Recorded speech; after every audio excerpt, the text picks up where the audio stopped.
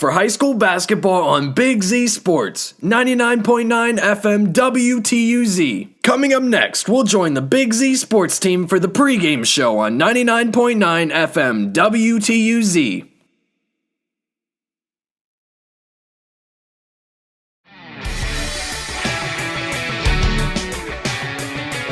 The 20-4 number 2 seed Tusky Valley Trojans for the right to head to the regional semifinals next Wednesday night. Again, you just listened to the Big Z Sports Show built by Keim. We thank Keim, of course, built on trust since 1911. This is now the Wood Electric pregame show, and I'm your play-by-play announcer, Chris Kale, and joining me tonight in the Hartshorst Quality Housing mobile studios is my color analyst, Joe Geckler. Patrolling the sidelines and covering social media tonight is Adam and Chandler Saweski. Pushing all the right buttons back in the Ed Shoemaker building is, of course, the one and only Mary Alice. Joe, the Trojans, they come off a dominant win over Morgan Tuesday night. Their zone pressure is relentless and causes teams fits.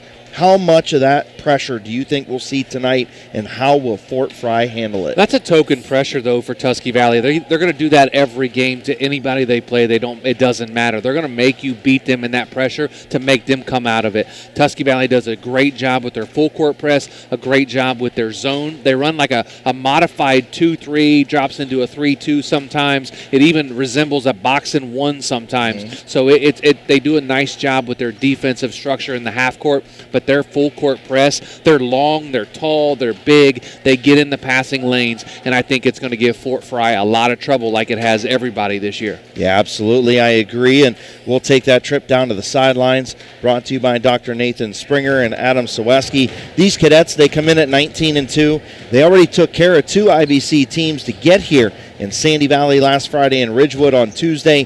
What do you expect from them tonight as they face the IBC's best? Well, I'll tell you what, they got the one thing going for them. They're in their home gym. That's huge. You don't normally say that at district championship basketball, but due to the circumstances, here we are at Fort Frye's gymnasium where they would feel most comfortable taking on the Trojans. But they're taking on the Trojans. Right. Joe alluded to it, the depth that or the size that they have, the pressure that they put on. It's going to be a challenge. And Morgan had some size and they had some speed. They like to push the tempo. It just didn't work out. It's almost like they couldn't push it with the press. Exactly. And I think Morgan was a bigger team. If they struggled, a smaller team, I think, might have even more trouble against this Tusky Valley pressure. Think about this. Morgan took this Fort Frye team into overtime. Wow. So we'll see what happens here tonight, but it will be interesting as well. Let's speculate for a minute. In a normal year, guys, this game would be played where, do you think? Zanesville, Cambridge, probably something Zanesville. like that? I was going to say Zanesville. Yeah, because Zanesville's always been usually traditionally the district site for Division II and Division III. And it would trend a little closer to the number 1 seed. Sure, yeah. So Zanesville would be a hair closer for Fort Frye than it would be Tusky Valley, but still a neutral site. Absolutely. Let's just hope that if Tusky Valley wins this game, they go ahead and do what they did in girls basketball and move the region a little bit closer.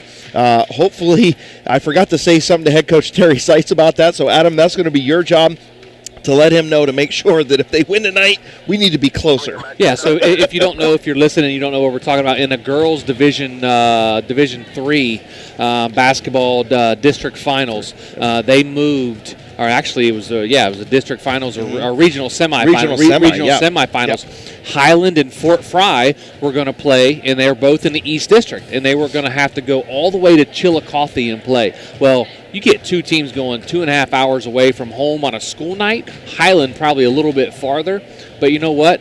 The OHSAA came together and said, hey, let's not do that to them on a school night. Yeah. They moved the game to Cambridge, which suited both schools very well. Great move by the OHSAA. Mm-hmm. That could happen on Wednesday night in the boys' side of things in Division 3 with Tusky Valley. If they were to win this game here tonight, they would have to go all the way to Chillicothe as well.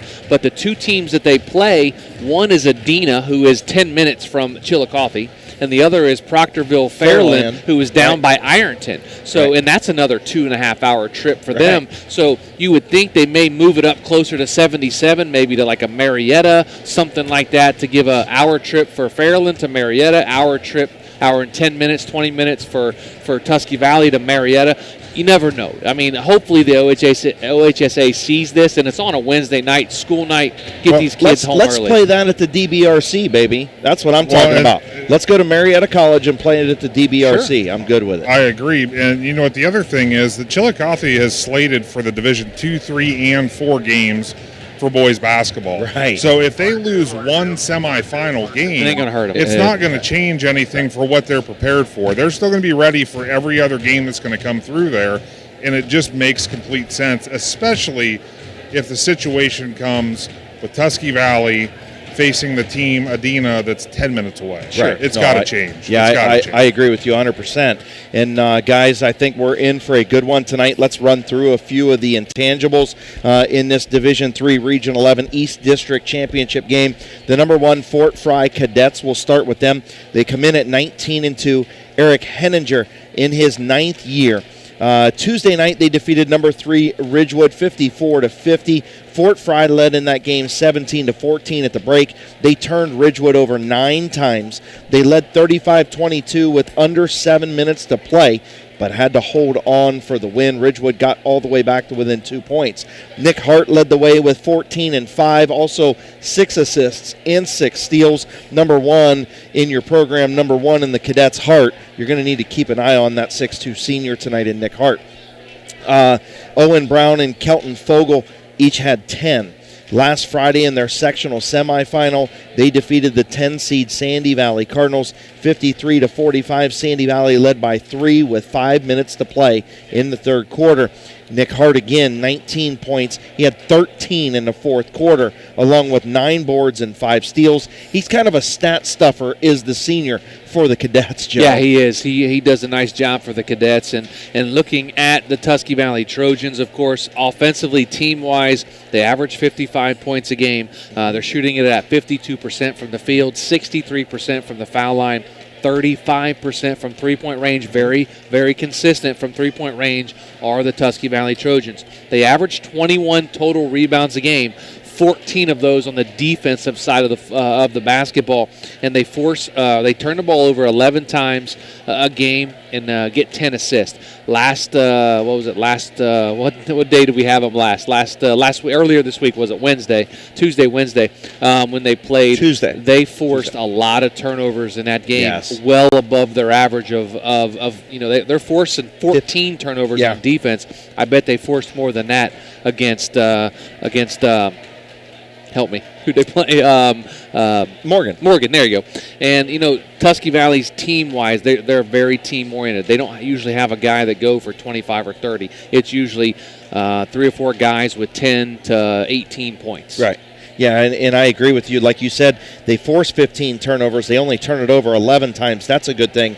And they out-rebound their opponents 21-18. So that's a good thing. Of course, Tusky Valley Trojans with the size, head coached by Terry Seitz in his 4th season. The number 2 seeded Trojans are 20-4. Like you had talked about, Joe, Tuesday night, they pretty much drilled Morgan 81-54. Our McInturf Realty player of the game was Logan Stotzer with 23 points. Tyler Stump added 16. Jason Hall with the guns added 12. Nathan Glazer chipped in 10. They out-rebounded Morgan 21-12. They just pretty much got out to a big lead early, and they kept it all the way through. Yeah, they kept their foot down the whole game. Yep. They got out to a big lead, and that's one thing they did very nice. They didn't let off the gas like some teams might have. We're going to coast to this win. Nope, they said we ain't taking into consideration anything. And Coach Terry Seitz at halftime told Adam Soweski, said, this game isn't over. These guys can shoot the basketball. And they came out on fire in the third quarter, closed the gap a little bit, but Tusky Valley said, okay, let's shift into overdrive now. Let's go. Well, and then, they won last Friday in the sectional championship game. They beat Garraway 48-33. Our McInturf Realty player of the game that night was Tyler Stump with 12 points and 4 boards. He was 6 for 7 for 3 throws down the stretch. Logan Stotzer had 13 and 3. Glazer had 6 and 2. So, again, the winner of this game moves on to play either number 1 seed Proctorville Fairland or number 4 seed Frankfort Adina on Wednesday, March 10th at 8 o'clock at Southeastern High School in Chillicothe. At least that's the way it's set up right now. Adam Sweski, I got a quick question for you before we go to break and we go and do our courtside interviews, brought to you by TMK Valley Propane. So this trip to the sidelines brought to you by Dr. Nathan Springer. Adam, when we've talked a lot about Tusky Valley and being, when we go up there, the confines, right? The old school gym, you can hear the echoes in there. The old floor creaks.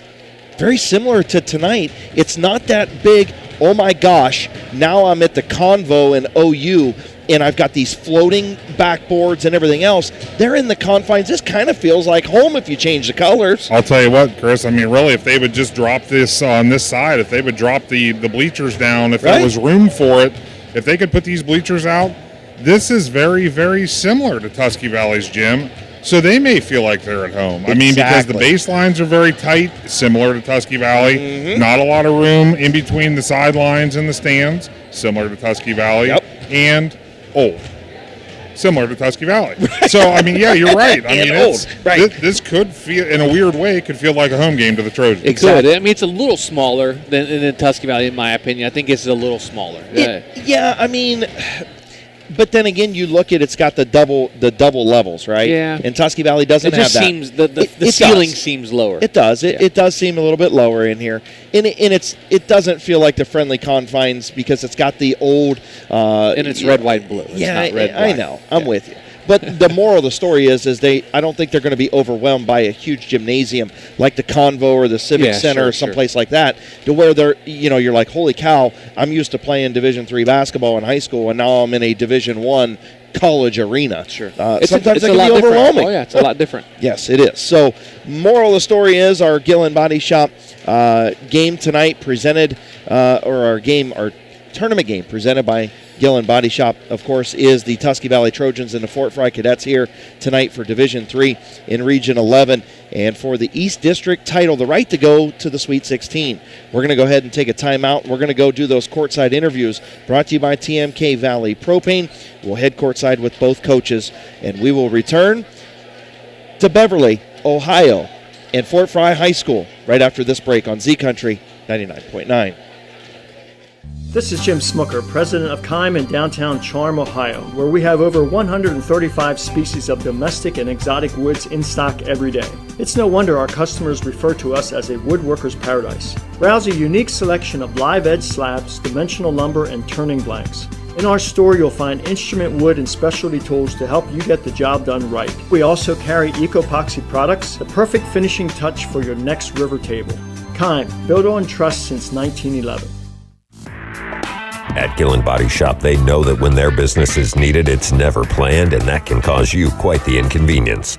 That's why Gillen Body Shop makes the process as easy as possible for you by making sure the work is completed right the first time. And Gillen Body Shop's experienced staff gives all completed work a 100% guarantee.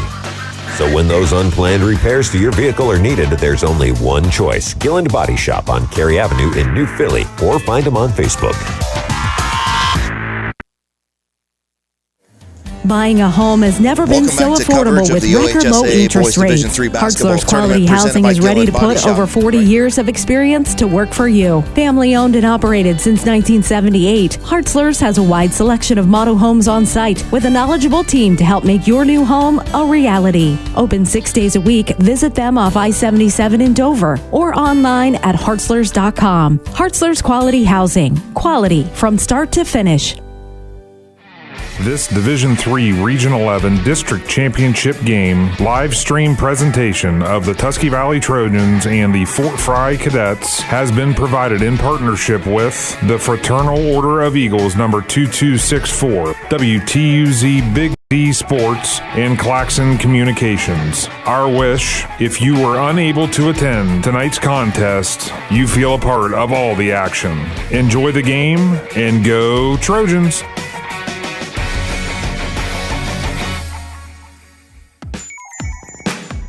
Wood Electric has been trusted with all of your electrical needs for over 30 years. They are the place to call for residential, commercial, and industrial work. Wood Electric is available 24 hours a day and ready to help with any electrical problem, outage, or installation. Wood Electric, serving Tuscarawas County and beyond since 1988. Like Wood Electric on Facebook or find them online at woodelectric.net. The First National Bank of Denison appreciates the hard work and dedication area athletes exhibit to be the best they can be for their team. We follow that same philosophy with our customers, working hard to build personal relationships and making our services convenient. The First National Bank of Denison's community involvement is important to us, and we love supporting our local schools. The First National Bank of Denison, with offices in Denison, Dover, Jeanette and Hutton, South Broadway, and Schönbrunn in New Philadelphia. We have our roots where others have their branches. Member FDIC, Equal Housing Lender. Welcome back to coverage of the OHSAA Boys Division III Basketball Tournament presented by Gillen Body Shop right here on 99.9 WTUZ.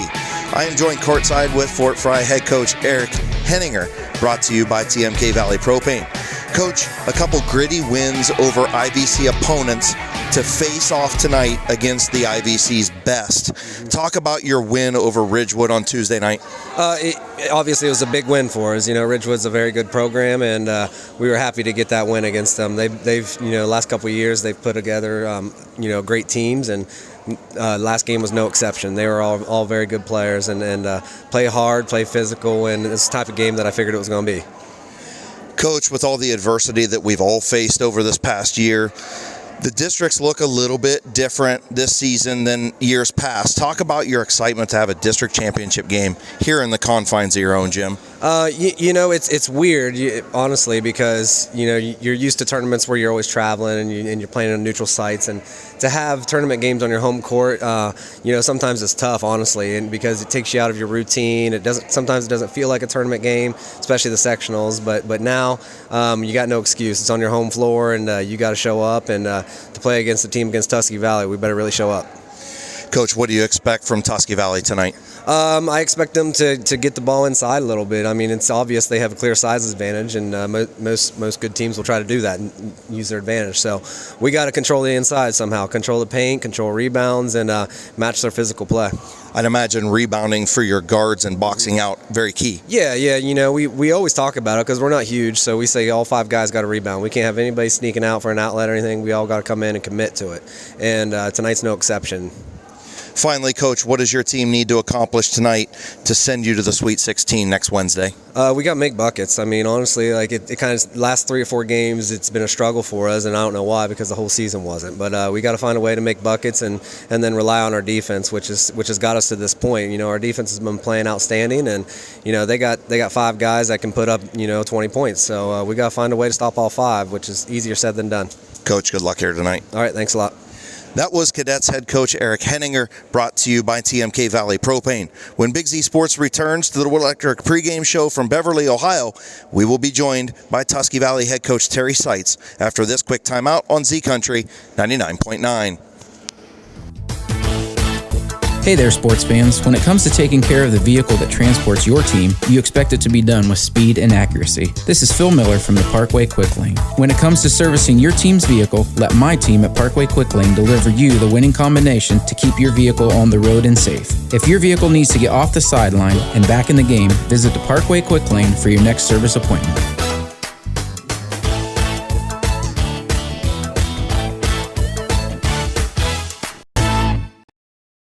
The certified public accountants at Moore Niedenthal Incorporated believe in the value of relationships. Moore Niedenthal has been in business for over 40 years in your community, helping individuals and businesses grow. Moore Niedenthal can help manage and prepare your payroll, plan your estate, and prepare your business and personal income taxes.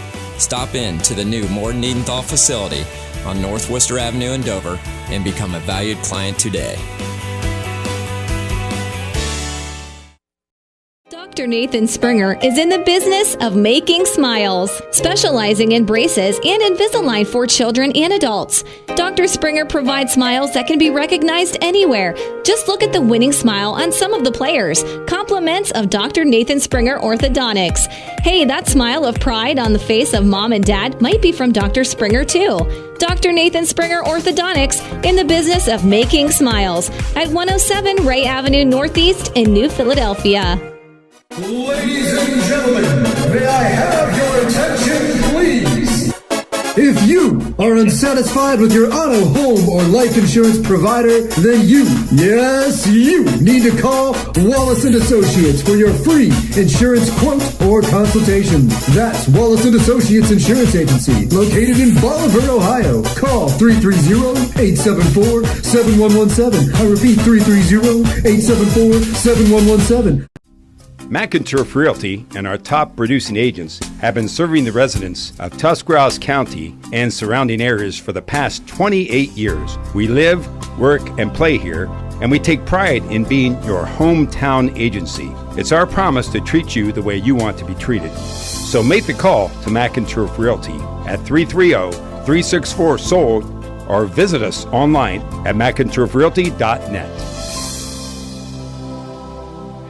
This Division III Region 11 District Championship game live stream presentation of the Tusky Valley Trojans and the Fort Frye Cadets has been provided in partnership with the Fraternal Order of Eagles number 2264, WTUZ Big Z Sports, and Claxon Communications. Our wish, if you were unable to attend tonight's contest, you feel a part of all the action.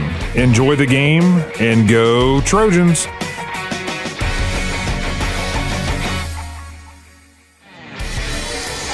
Welcome to Big Z Sports coverage of the Division III District Championship of Region 11, presented by Gillen Body Shop. I am joined courtside by Tusky Valley head coach Terry Seitz, brought to you by TMK Valley Propane. Coach, a very dominant win Tuesday night over Morgan in the semis. Talk about the play of your team. Well, I can't question their effort at all. Honestly, they did exactly what we talked about leading up to that game. The adjustments we made at halftime, they did perfectly. And, Morgan's a great team, and we had some things really go our way. And again, it's always good when you get that to happen. Coach, you guys out-rebounded the Raiders 21-12. Your zone pressure really affected them. What will we see from your defense tonight? Well, honestly, we really need to rebound even better tonight. We just got to cover up gaps, stop penetration, and run at shooters. Coach, Fort Frye has beaten two IVC teams on their way to meet you tonight in the district title game. What do you expect from them? Well, you know what you get from Fort Frye is all five guys are very disciplined, very fundamental. They shoot the ball well. They're very physical. They're very strong. They don't have a lot of size as far as height-wise, but they really make up for it in their effort and the way they work on the court. Coach, what does your team need to do tonight to advance to the Southeastern High School District, or Regional, I should say, semifinal in Chillicothe on Wednesday? Very similar to what we talk about every night. I mean, we need to rebound the ball. That's the big thing. We got to cover up shooters on the three-point line, and more importantly than ever before, we got to not turn the ball over. Coach, thanks. We'll talk to you soon. Thank you very much.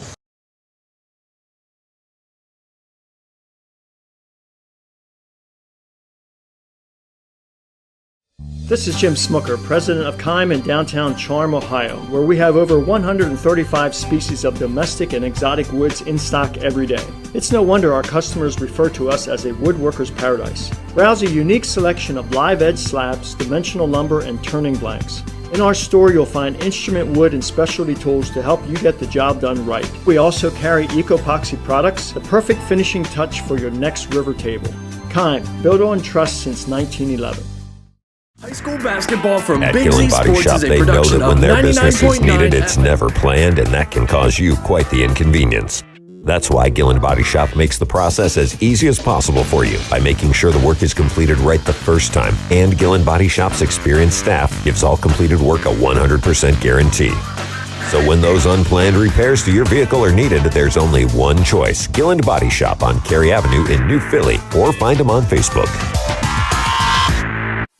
Buying a home has never been so affordable with record low interest rates. Hartzler's Quality Housing is ready to put over 40 years of experience to work for you. Family owned and operated since 1978, Hartzler's has a wide selection of model homes on site with a knowledgeable team to help make your new home a reality. Open 6 days a week. Visit them off I-77 in Dover or online at hartzlers.com. Hartzler's Quality Housing. Quality from start to finish. Wood Electric has been trusted with all of your electrical needs for over 30 years. They are the place to call for residential, commercial, and industrial work. Wood Electric is available 24 hours a day and ready to help with any electrical problem, outage, or installation. Wood Electric, serving Tuscarawas County and beyond since 1988. Like Wood Electric on Facebook or find them online at woodelectric.net.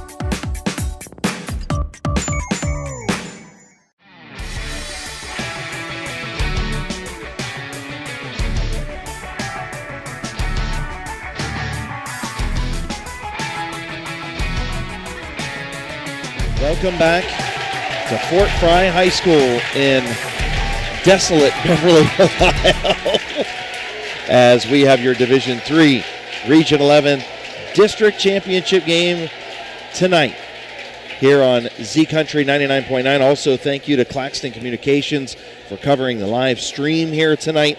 Always a great thing. They're sitting just over here. They bring all the goods, man. We got a monitor to look at. And we don't even have to watch the floor. We can just watch the monitor. I think Casey's doing stats for us tonight. We have nothing to do along with pushing the buttons. I mean, it's like I feel like I'm like Division I college basketball. You know what I'm saying? We've moved up in the world. We've moved up in the world. Yes, we definitely have. And it's nice because we can't really see the scoreboard from where we're at.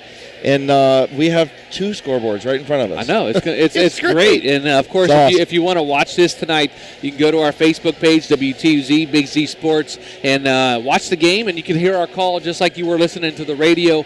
But also, here's another cool thing. If you go onto YouTube and check out our new Big Z Sports YouTube channel, WTUZ, Big Z Sports on YouTube, you can check it out and subscribe. It doesn't cost you anything, but you can watch it from the comfy confines of your couch. Yep. Get some popcorn, get your favorite drink, and sit there and watch the game and listen to our call right on our YouTube channel, WTUZ, Big Z Sports. Something that we're happy to finally have. Absolutely. Casey did a great job with Claxton Communications to help us get that. Yes. So hopefully that's a sign of things to come later in the fall, when we have some big presentation in the fall that we do. So. Well, and it could be a prelude to some things coming up maybe in the next month or two. Yeah, maybe in the spring. Maybe hear some popping of some gloves or something. Yes, you could be doing that as Tusky Valley comes back on the floor. They are just below us on the right side of the court as we are down here looking at them stretching and warming up. They've got their black shorts on, trimmed in white. They've got their warm-ups on, black with the white shoulders. So the Tusky Valley Trojans, their last district title. Of course, thank you to Corny. Told us that it was 2008 that was their last district title. So last time a Sweet 16 berth was 2008 for the Tusky Valley Trojans. So it's been a long, almost 15 years now. So. It has. So, and if you want to know who Corny is, for the Tusky Valley fans, they know who he is. But other fans listening, Gary Cornell, who is who's the father of head coach for the New Philadelphia Lady Quakers, Kevin Cornell. So Gary does stuff here for the Tusky Valley Trojans, and we appreciate that stat and that info from what they call Corny around he's here. Corny. Yeah, absolutely. We'll go ahead and take a trip down to the sidelines and talk to Adam Swesky's down there posting some social media stuff with Tusky Valley warming up. Adam, I'd say it looks like business tonight. These guys aren't playing around. They aren't clapping. They aren't making faces at the opposing student section. They're all business out there, are the Trojans. Yeah, business is being done right now. They know what's at stake. How great is it? This. Hey, I'll tell you what, guys. This gym is going to get loud. Did you hear when Tusky Valley came out? Yeah. Oh, it's going to get loud. Yeah. Is that a symbol of their lunch pails? It may be. That's pretty cool. No, actually, I bet that's a symbol of bringing their lunch pail to the game. It's their social distancing that they have to keep their own water bottle, their own towel, their own snacks. I'm calling it they're bringing their lunch pail to the game. They're going to work tonight. I bet you they've done it all year long. I bet they have too. And you know what? I took care of one thing for you, Chris Kale. I already got a video posted of the student section and the cheerleaders for Tusky Valley because we know how important that is for these student sections to be here. Well, absolutely it is. We talked about it at Meadowbrook the other night. Right across from us is Fort Frye student section, and it's not huge, right? It's not like what we saw at Meadowbrook the other night. Philly and Meadowbrook both had pretty big student sections. And Tusky Valley student section down there is bigger than the home crowd student section. So, interesting that Fort Frye's coach is walking right, intermingling with the Tusky Valley Trojans right there. That was kind of interesting, but, hey, whatever. Well, it's a limited space thing. It is. I agree with you. I'll tell you what, Fort Frye has, they've got as many cheerleaders as they do players, and I don't know how they're all going to fit there in that corner. They're on the other side of the court right now. I may get shifted to I don't know where I may get shifted to because there's only so much room. I may be on the bench. I may get down behind Coach Seitz. Yeah. And just stand behind the Tusky. Just come up here and sit on that air conditioning vent right here. Right? Yeah. I'll tell you what, this is definitely an old school gym, and I like it. It's that old feel. I bet you when you come in here, you can hear the ghosts of the past playing basketball in the late hours. It reminds me of a gym that I played in back in Southwest Ohio in College Corner, Ohio or Indiana. But the gym, literally, the high school, was on the Ohio-Indiana border. Yeah. And half of the school was in Ohio, half was in Indiana. That's awesome. But they had less room to the baseline to the wall than they do here. That's awesome. Yeah, it was really cool. And Adam, you know what else this reminds me of a little bit is Memorial Hall. You only have really bleachers on one side or seating on one side of Memorial Hall, but it has the same tile wall kind of. But you got to remember the Memorial Hall, their seating's on a stage. Yeah. It's up in a stage. Yeah, so kinda. that might be a stretch. Okay. All right. But nonetheless, the friendly confines down here, we're getting ready to go. If you're watching, of course, the live stream, courtesy of Claxon Communications, you can see what we have right in front of us. But if you're listening to us on 99.9 WTUZ, you might not be able to see. So a lot of times throughout the game tonight, you may hear me say that Tusky Valley's wearing the black uniforms or Fort Frye's wearing the white uniforms or different things like that to kind of paint that picture for the listener. And, even though you can see that on the live stream, you might not be able to hear it if you're traveling down the road on the radio. So that is why you might hear some of that if you're watching that stream. But nonetheless, red, white, and blue everywhere. The light blue with the cadets written in white on the baselines with the Fort Frye logo on the padding on the walls, and a little bit of darkness in the inside the three-point area, and the Fort Frye logo in the circle at the center of the court, Joe.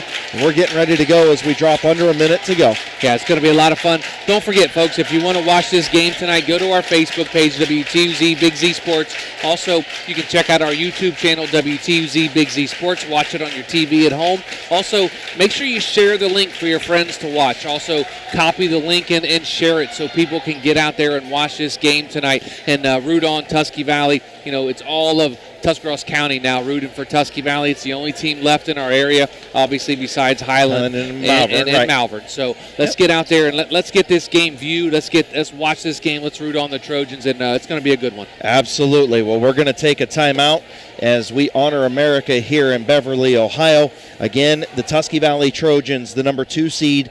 They are traveling down here to Beverly to take on Fort Frye in the Division III Region 11 East District Final. We'll be back. Big Z Sports will return for high school basketball right here on Z Country 99.9.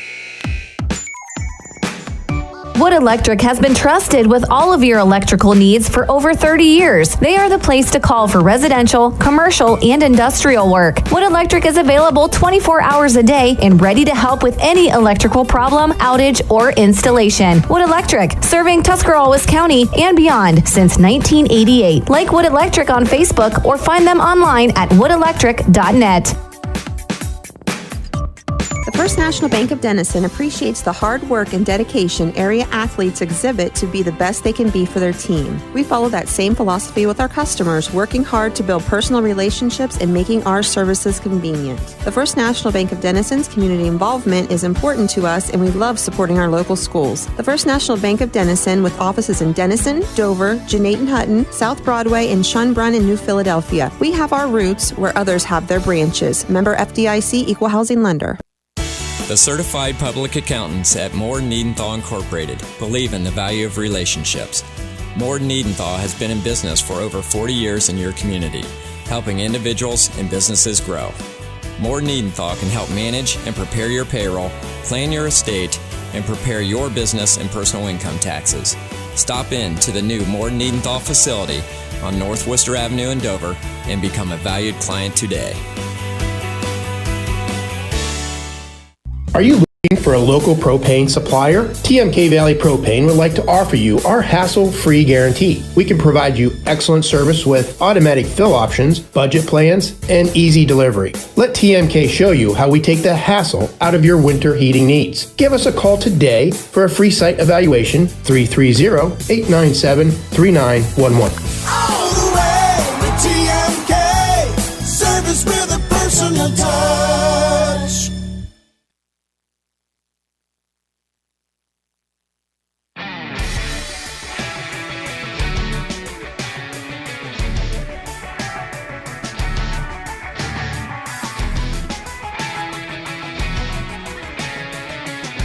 To Fort Frye High School as we get ready for the Division III Region 11 East District Final between the number 1 seed Fort Frye Cadets, who come in at 19-2, and they are coached by Eric Henninger in his 9th season.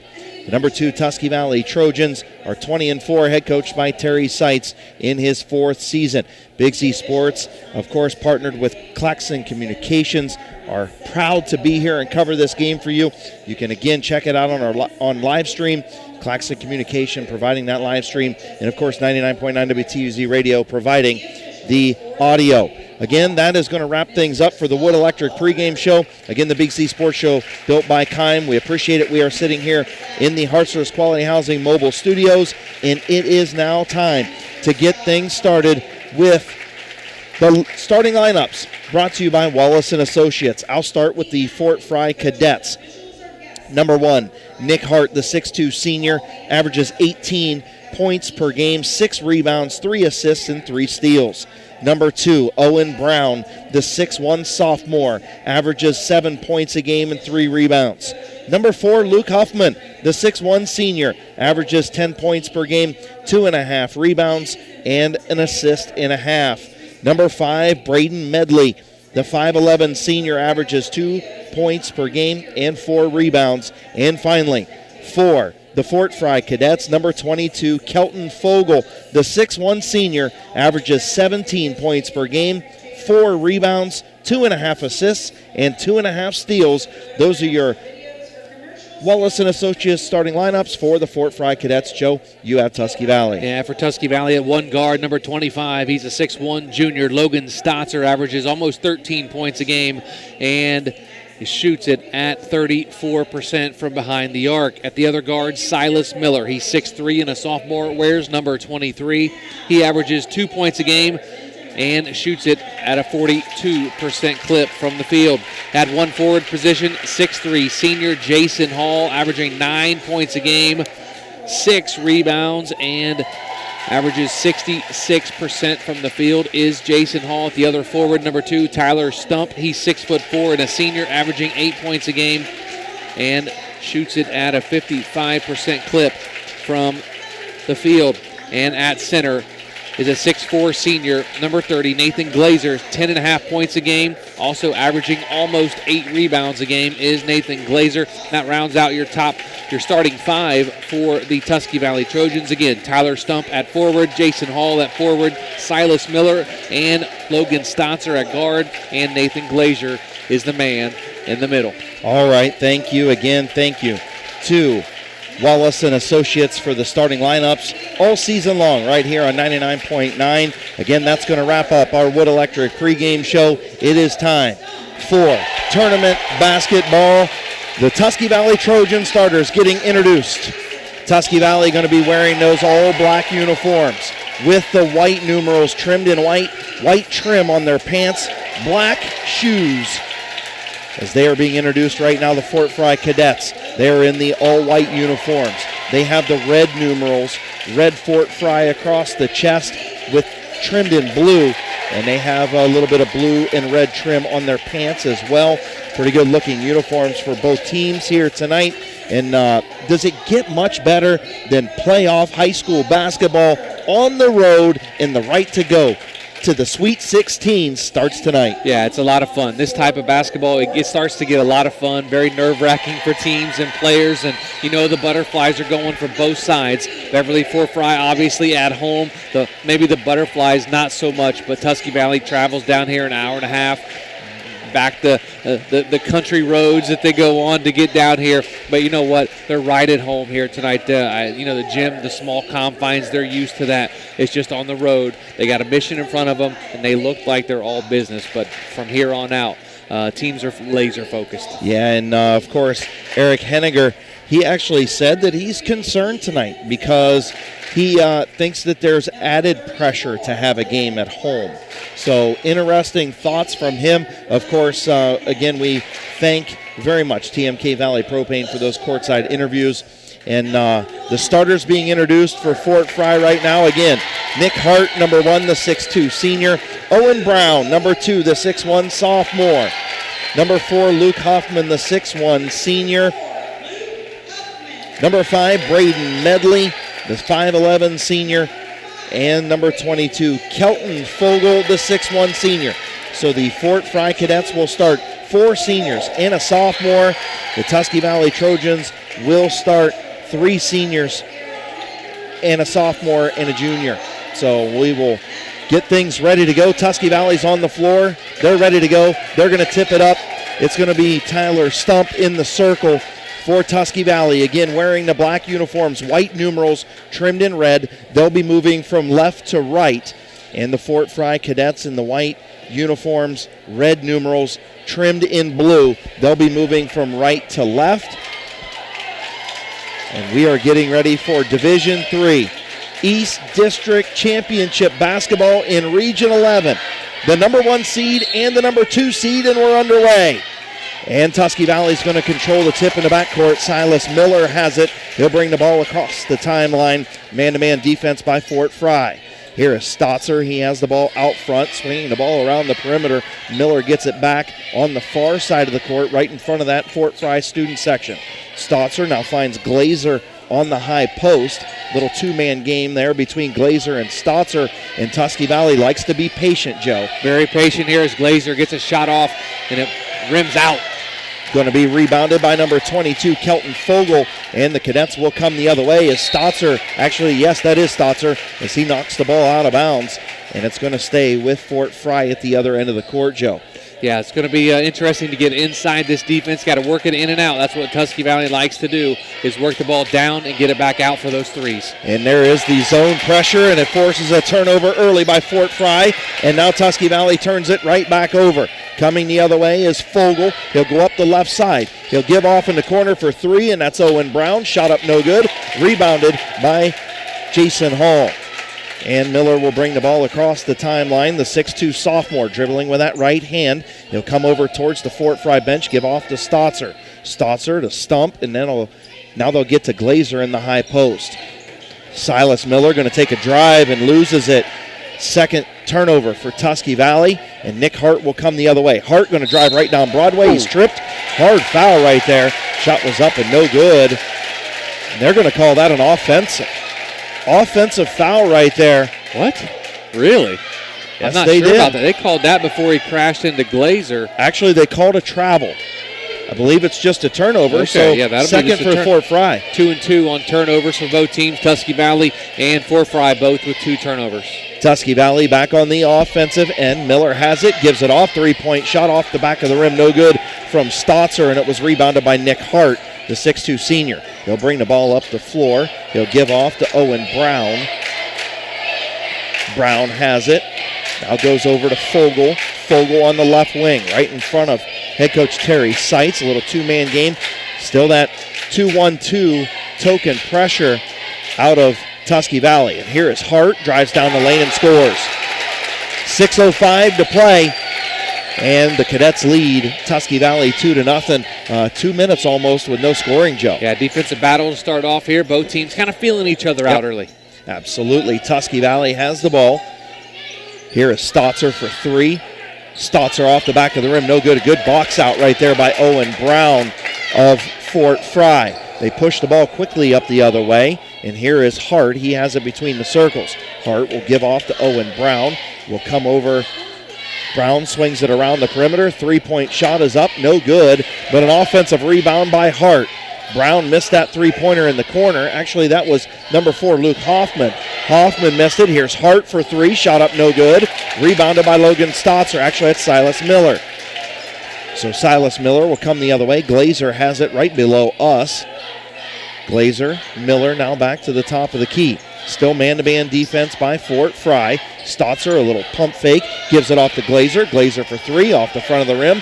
No good as Hall battles for the rebound. He's got goes shoved. right into. Yeah, he did. They call a shove.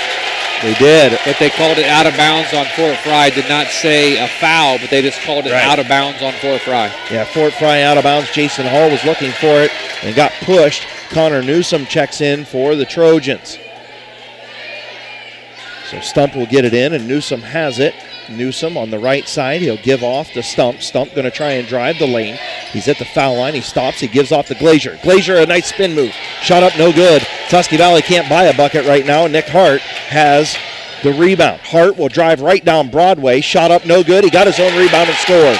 A Parkway quick lane drive to the basket for Nick Hart. And Fort Frye leads 4-0 with 4:33 to play in the first quarter. Nick Hart has all their points and 5 of the 6 of their rebounds. Hall has it between the circles, gives off to Glazer underneath. Glazer just got swatted underneath.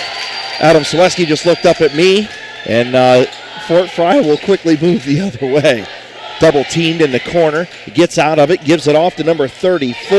That is Dylan Hart, and Dylan Hart scores, and Fort Frye leads 6-0 with 4 minutes to play here in the first quarter. Newsom has it stripped, and he's fouled. Nick Hart picks up the foul. They can't get him into foul trouble. His first, Joe. Yeah, it's going to be his first. Reach in, try to get the steal, and it grabbed too much of the arm for Connor Newsom. So Tyler Stump will inbound right in front of the Fort Frye bench. Stump will get it into Newsom just on the front court of the midcourt stripe. He'll give off to Stotzer, back to Newsom. Newsom going to drive baseline, and they call the charge.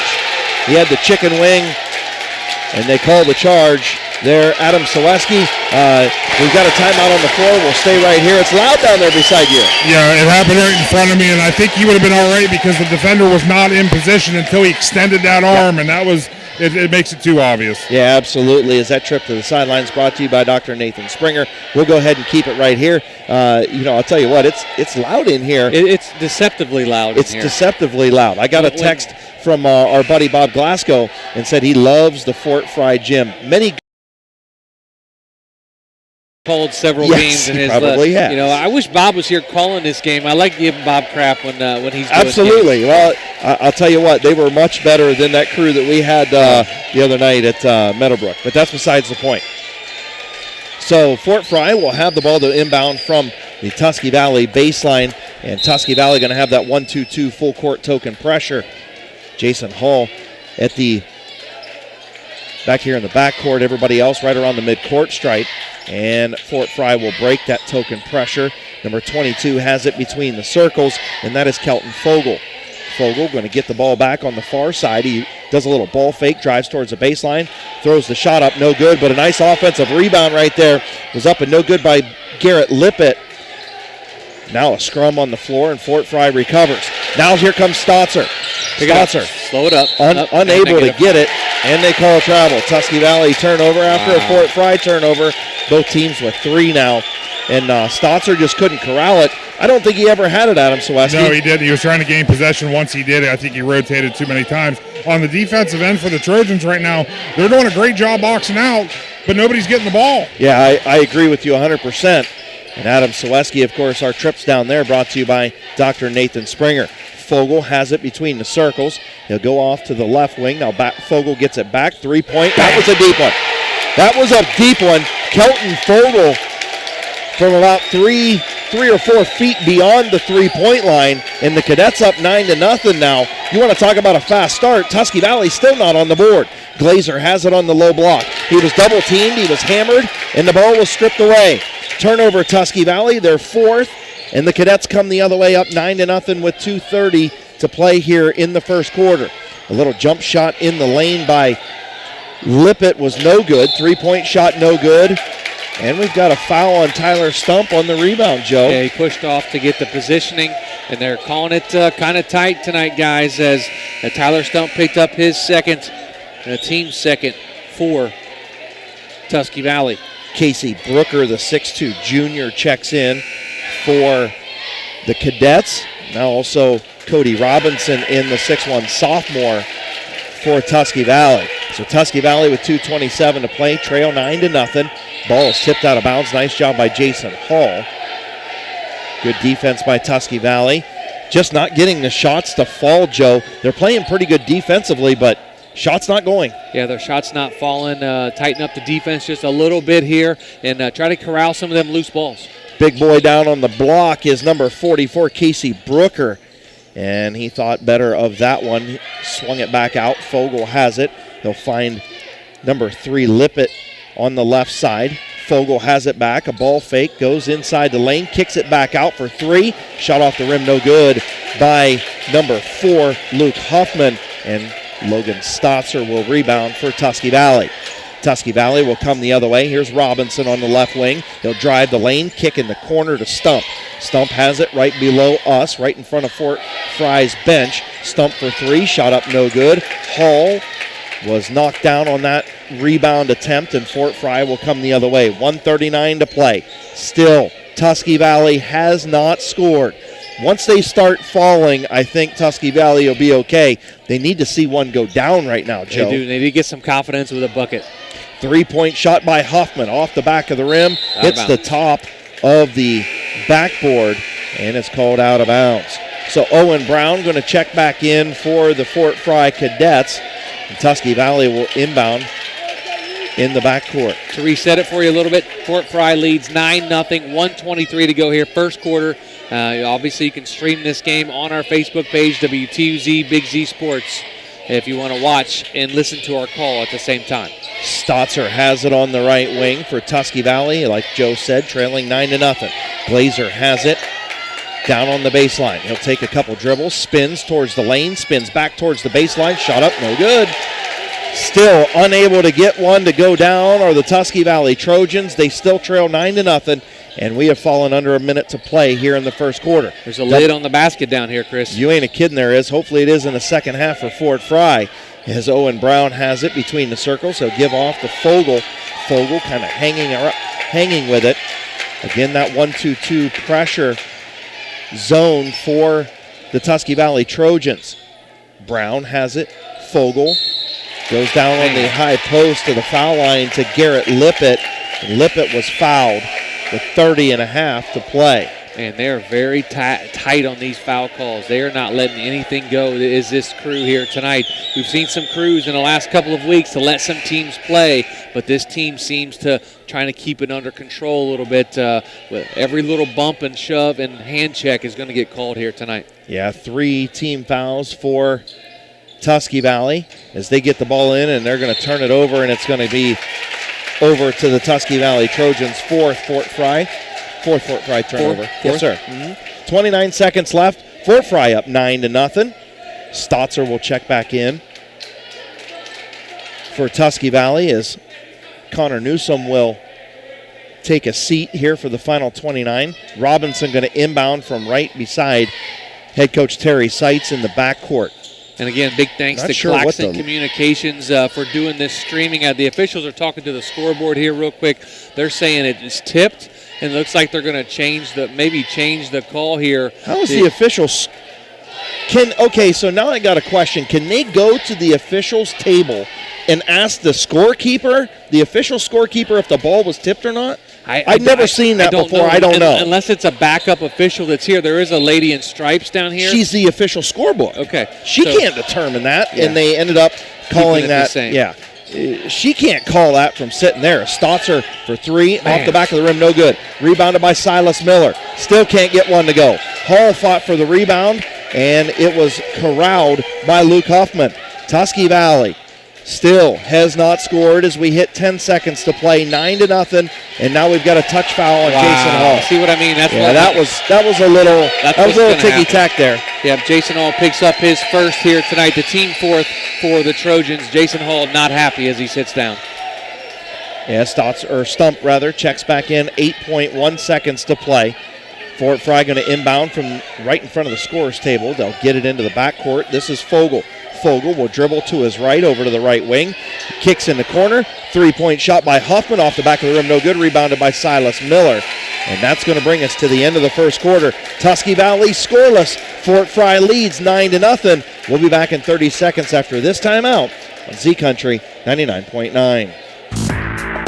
At Gillen Body Shop, they know that when their business is needed, it's never planned, and that can cause you quite the inconvenience. That's why Gillen Body Shop makes the process as easy as possible for you by making sure the work is completed right the first time. And Gillen Body Shop's experienced staff gives all completed work a 100% guarantee. So when those unplanned repairs to your vehicle are needed, there's only one choice. Gillen Body Shop on Cary Avenue in New Philly, or find them on Facebook.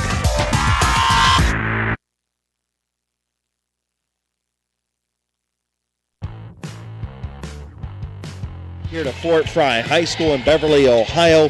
The Cadets lead the Trojans 9-0. As we get ready to start the second quarter, we'll take a trip to the sidelines, brought to you by Dr. Nathan Springer. Adam Sawecki, what did Coach Seitz have to say? Yeah, Coach Seitz was very animated in the huddle, getting his guys fired up, telling them, guys, forget about the first quarter.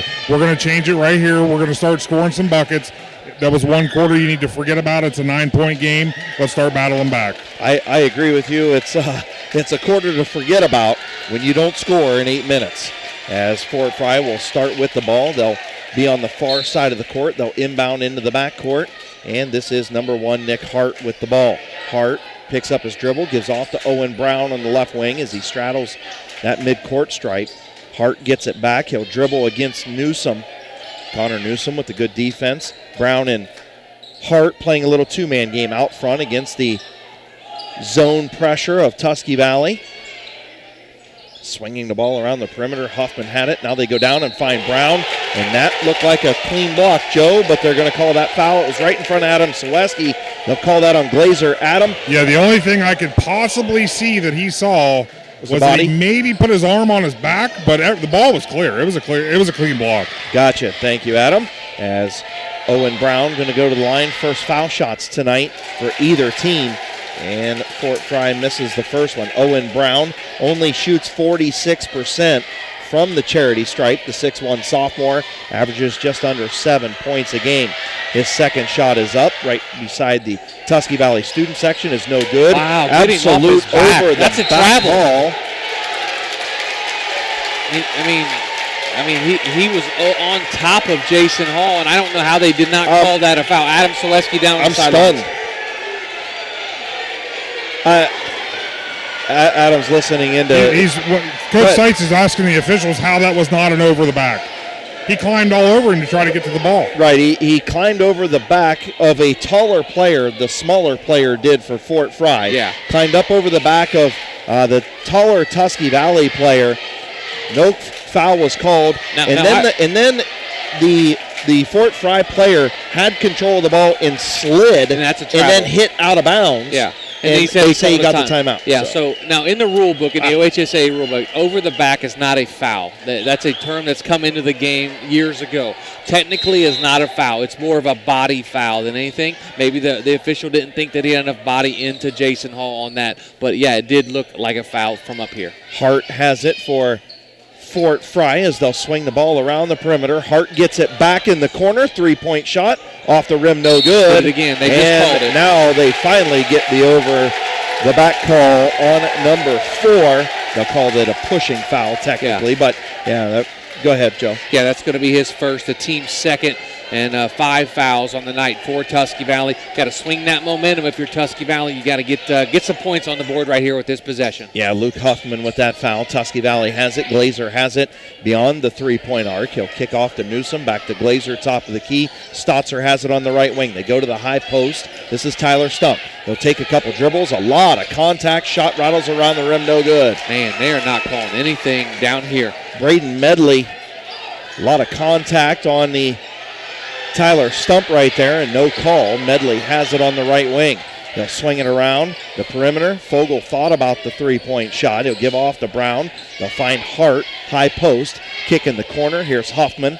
Huffman will swing it around. Three-point shot off the rim, no good. And it's a good thing, to be honest with you, that Fort Frye is not shooting good from three-point range, because this could be about a 30-0 ball game right now. Yeah, they're not. If they hit some of their threes. Newsom's three-point shot up, no good, rebounded by Nick Hart. That's his 6th rebound of the game for the 6'1" guard. And now approaching 10 scoreless minutes for the Tusky Valley Trojans. Fort Frye leads 9-0. They're probably shooting about 20% from the floor, but they have the 9-point lead, and it's a good thing that they're not shooting better than what they are. Again, folks, you're listening to high school basketball on Z Country 99.9. Fort Frye leads Tusky Valley 9-0. Just under 6 minutes to go here in the first half. Also, you're streaming the game on our Facebook page thanks to Claxon Communications, WTUZ, Big Z Sports. Also on our new YouTube channel, Big Z Sports. Here is Nick Hart. Drives down the lane and shot up no good. Rebounded by Nathan Glazer. Glazer will hand off to Stotzer. Stotzer will bring the ball across the timeline, being guarded by Luke Huffman. He'll give off to Stump. Stump going to try and drive the lane. Glazer for three, and got nothing but air.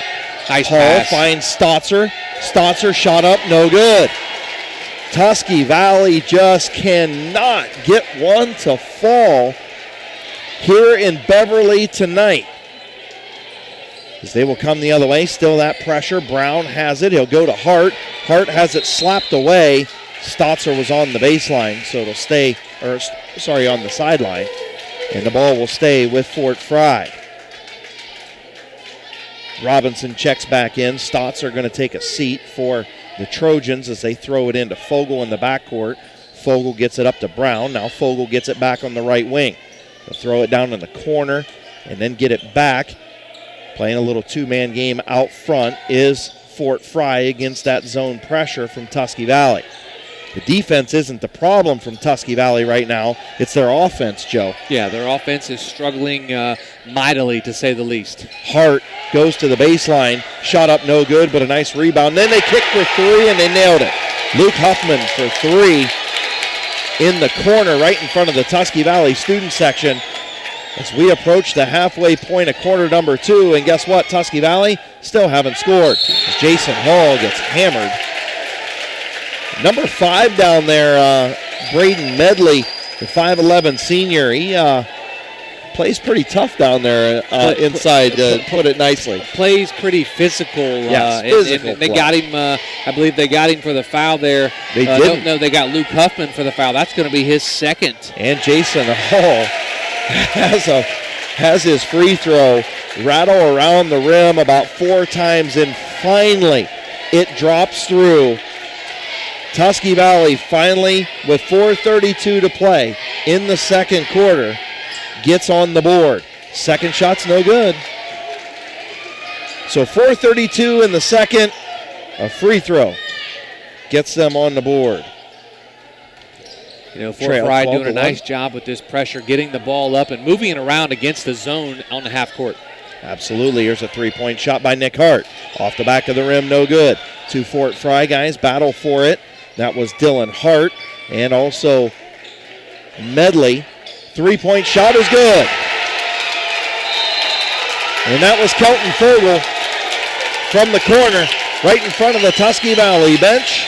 And guess what? Fort Frye's up 15-1 with 4:02 to play in the second quarter. We'll take a 30-second timeout. Big Z Sports will be right back on 99.9 WTUZ. This is Jim Smooker, president of Kime in downtown Charm, Ohio, where we have over 135 species of domestic and exotic woods in stock every day. It's no wonder our customers refer to us as a woodworker's paradise. Browse a unique selection of live edge slabs, dimensional lumber, and turning blanks. In our store, you'll find instrument wood and specialty tools to help you get the job done right. We also carry eco-epoxy products, the perfect finishing touch for your next river table. Keim, built on trust since 1911.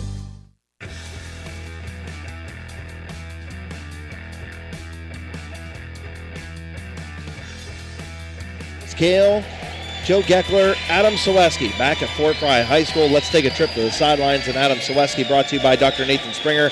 Adam, Trojans in trouble right now. Yeah, I'll tell you what, Chandler actually just pointed this out to me, that it's something that Tusky Valley never does, but they may need to think about it. They may need to come out of that zone that they're so used to, man up to take away those three-point shots for the Cadets. Yeah, or put a 3-2 zone in instead of that 1-2-2. True. And try and protect that. But they got to get the ball in the basket. I mean, this game would be a very close game if Tusky Valley would even have made half of their shots from the floor right now.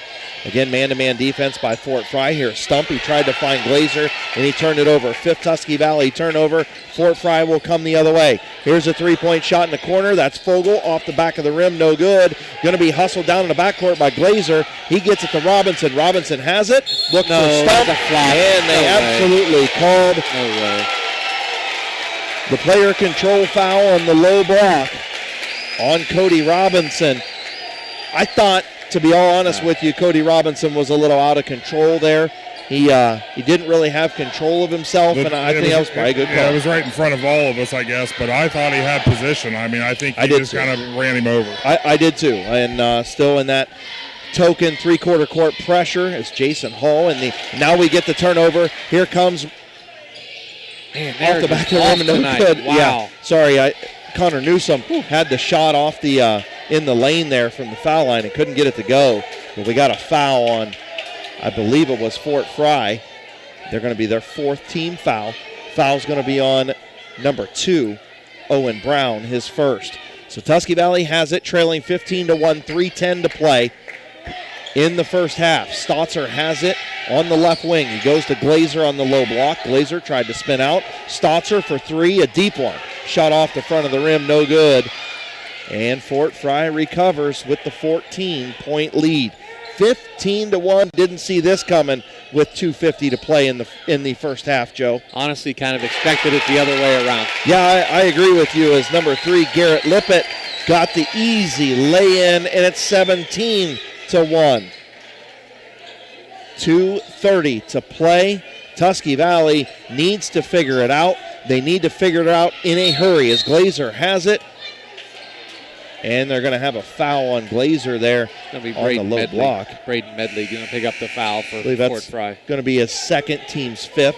So really, when you look at it, team fouls very even. It's 6 for Tusky Valley, 5 for Fort Frye. That's going to be Medley's first. Got you, first foul. Oh, that's right, the one on the block they called on Huffman. So Tyler Stump will inbound from just past the Essen Cadets. Nice They'll get it pass. into Jason Hall, and Hall missed it. Caught nothing but backboard. I don't even think it hit the rim, and Hart will come the other way. Have no idea how Jason Hall missed that bunny. And Fort Frye will come the other way. Hart tries to drive the baseline, shot up no good, rebounded by Newsom. Connor Newsom will recover, 2:10 to play. And I would say, Joe, they got to try and get this down around 10 before they go to halftime, maybe get some momentum. They do. Maybe the lid. Glazer just has it ripped away from him by Hart. Nick Hart, the 6'2 senior, stripped it away. He'll come down the floor. He'll go in the corner. Three-point shot is nothing but butter from Owen Brown on the right wing. And Tusky Valley now trails 20-1 with 1:40 to play in the first half. Here's Logan Stotzer for three, trying to shoot their way out of this one. Newsom recovers, goes to Hall, to Glazer, and scores. Nathan Glazer with we'll call it a Parkway quick lane drive to the basket, but it was more of a tip to him there, and Tusky Valley trails 20-3 with 1:21 to go. Watch the battle underneath between Medley and Hall from here on out. I think it's going to get pretty physical. The officials need to watch it. It got pretty physical in the last trip down. Yeah, I agree with you. As Hall out front, again, that 2-3 zone or a 1-2-2 zone, and a shot in the lane. Shot up no good. Medley has the ball underneath. He's going to kick it out. Here's Hart. Thought about the three. Goes to Fogle in the left corner. Fogle will travel across the lane. He'll give it off to Hart. No. Hart absolutely drew that one. That is terrible. That was awful. That was a sell job by Nick Hart right there. That was awful. That is a flat-out terrible call. If I was the coach, I would have a technical foul on me. Yeah, Terry Seitz is not happy at all. And he caught the bird, but the bird never touched him. And a good sell by Nick Hart right there. And he's a senior for a reason. At the line, shooting 2. First shot is up and good. So Nick Hart will make the first foul shot from the Fort Frye side of things. They're 1 for 3 from the charity stripe. That was your phantom NBA call. Yeah, that was pretty bad. That was terrible. 51.4 to play. Hart's second shot is up and good. So Nick Hart makes both at the line. The scoreboard only says 22, but I believe it's 23. No, it is 22. So 22-3. As here comes Robinson. Wow. He's going to drive the lane. He was fouled. Interesting. So Cody Robinson with 41.9 to play. He'll go to the line. Both teams in the bonus. That's going to be on Nick Hart. That's going to be his second as Cody Robinson goes to the line for 2. And the best thing they can do is get him in foul trouble as Robinson will go to the line. First shot is up and good. The Tusky Valley, both of their points from the foul line. Actually, I take that back. Glazer had that little bunny there.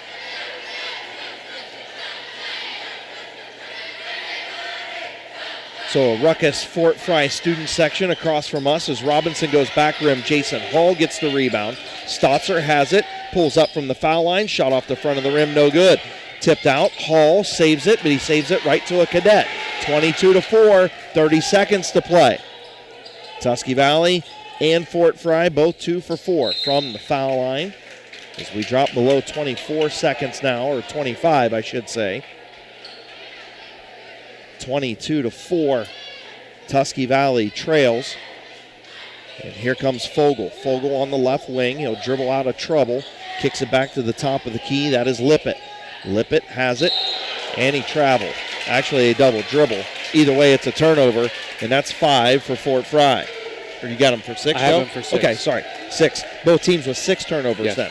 So turnovers aren't a problem here tonight. It's just the cold shooting from Tusky Valley. Horrible they need shooting. to get warmed up. It's a different gym, guys. You got to understand. It's a different atmosphere here than what Tusky Valley's used to. Fort Frye's used to it. Stotzer for 3 off the back of the rim, no good. Robinson with the nice offensive rebound. He'll go off to Silas Miller. Miller for 3, no good. And we've reached the end of the first half, and Tusky Valley just cannot get a bucket to fall. And we'll head down to Adam Sawecki. Adam? Coach, could you have dreamt of a better first half in your district championship game? Obviously not. I mean, you don't expect something like that to happen. Guys are playing well. We're playing solid defense. What's your message going to be to the team at the half? Obviously, keep doing the same thing because whatever we're doing is working. So we got to keep looking, get to the high post, and I think that's going to be effective. Absolutely. Good luck in the second half, Coach. Thanks a lot. That is head coach of the Fort Frye Cadets, Eric Henniger. As Adam Sawecki picked him up, of course, we went down to the sidelines. That trip brought to you by Dr. Nathan Springer. So we've reached our First National Bank of Denison halftime report. We're going to total up the stats, and we'll come back to Fort Frye High School in Beverly, Ohio, where the Tusky Valley Trojans trail the Cadets 22-4 at the half. We'll be back with Big Z Sports in our halftime report on Z Country 99.9. Buying a home has never been so affordable with record low interest rates. Hartzler's Quality Housing is ready to put over 40 years of experience to work for you. Family owned and operated since 1978, Hartzler's has a wide selection of model homes on site with a knowledgeable team to help make your new home a reality. Open 6 days a week. Visit them off I-77 in Dover or online at hartzlers.com. Hartzler's Quality Housing. Quality from start to finish. Wood Electric has been trusted with all of your electrical needs for over 30 years. They are the place to call for residential, commercial, and industrial work. Wood Electric is available 24 hours a day and ready to help with any electrical problem, outage, or installation. Wood Electric, serving Tuscarawas County and beyond since 1988. Like Wood Electric on Facebook or find them online at woodelectric.net. The First National Bank of Denison appreciates the hard work and dedication area athletes exhibit to be the best they can be for their team. We follow that same philosophy with our customers, working hard to build personal relationships and making our services convenient. The First National Bank of Denison's community involvement is important to us, and we love supporting our local schools. The First National Bank of Denison, with offices in Denison, Dover, Jeanette Hutton, South Broadway, and Schönbrunn in New Philadelphia. We have our roots where others have their branches. Member FDIC, Equal Housing Lender. Hey there, sports fans. When it comes to taking care of the vehicle that transports your team, you expect it to be done with speed and accuracy. This is Phil Miller from the Parkway Quick Lane. When it comes to servicing your team's vehicle, let my team at Parkway Quick Lane deliver you the winning combination to keep your vehicle on the road and safe. If your vehicle needs to get off the sideline and back in the game, visit the Parkway Quick Lane for your next service appointment.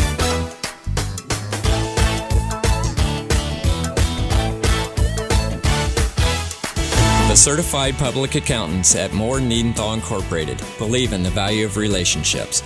Moore Niedenthal has been in business for over 40 years in your community, helping individuals and businesses grow.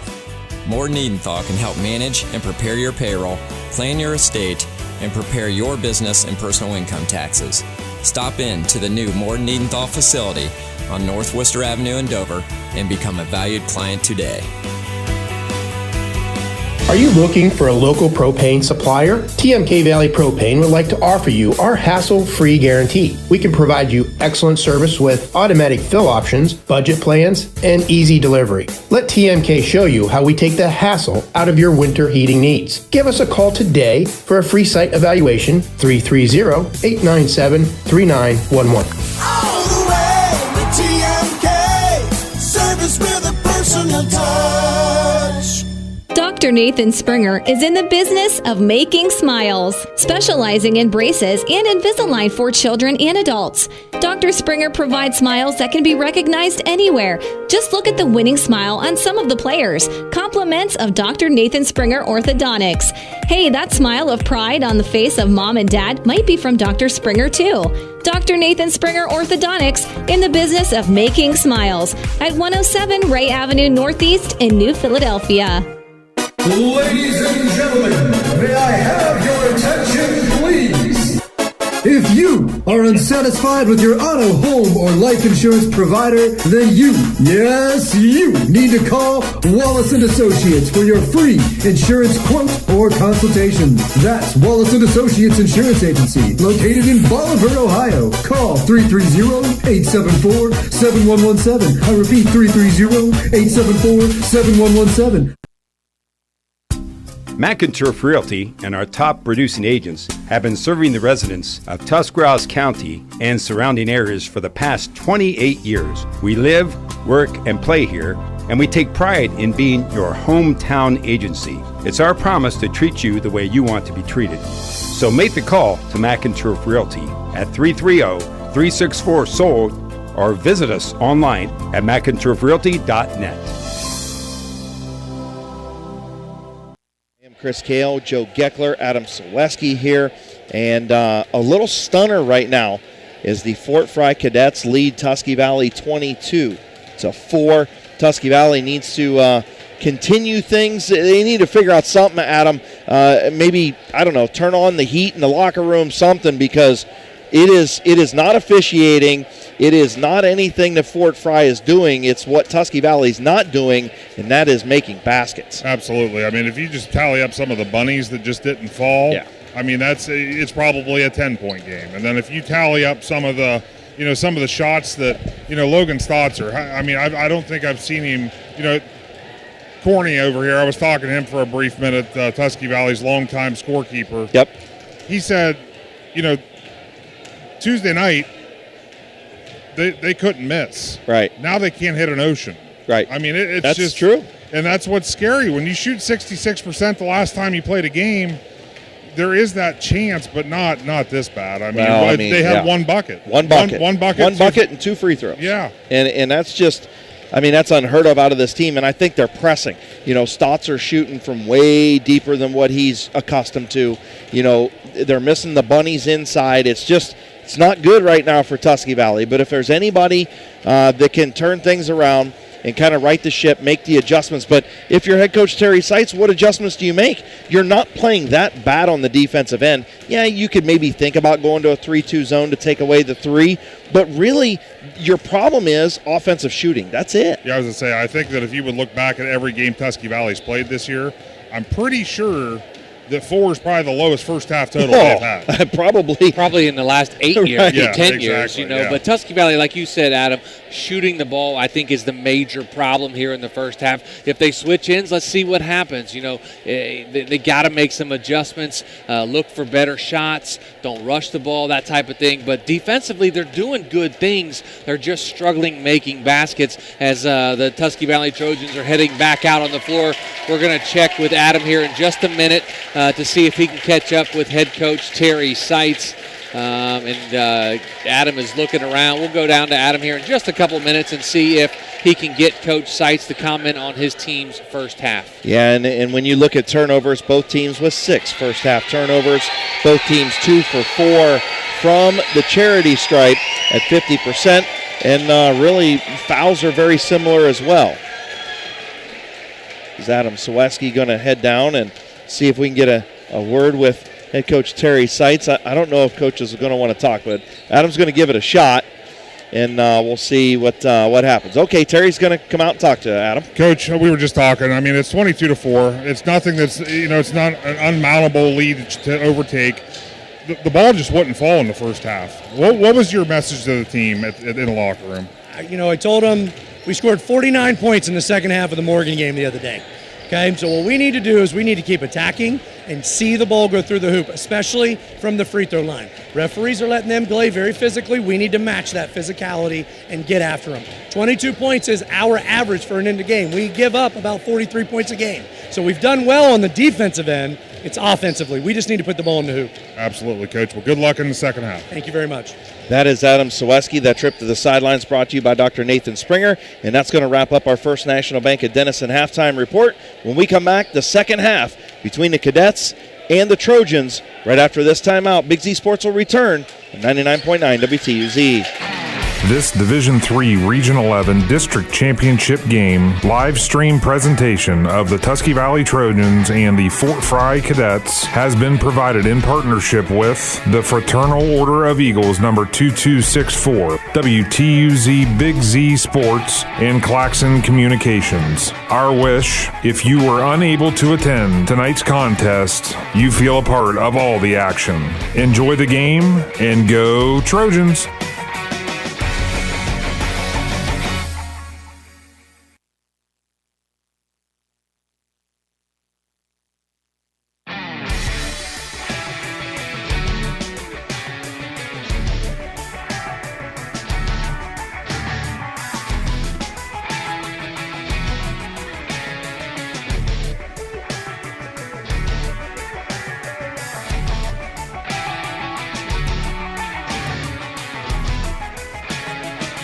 To Fort Frye High School.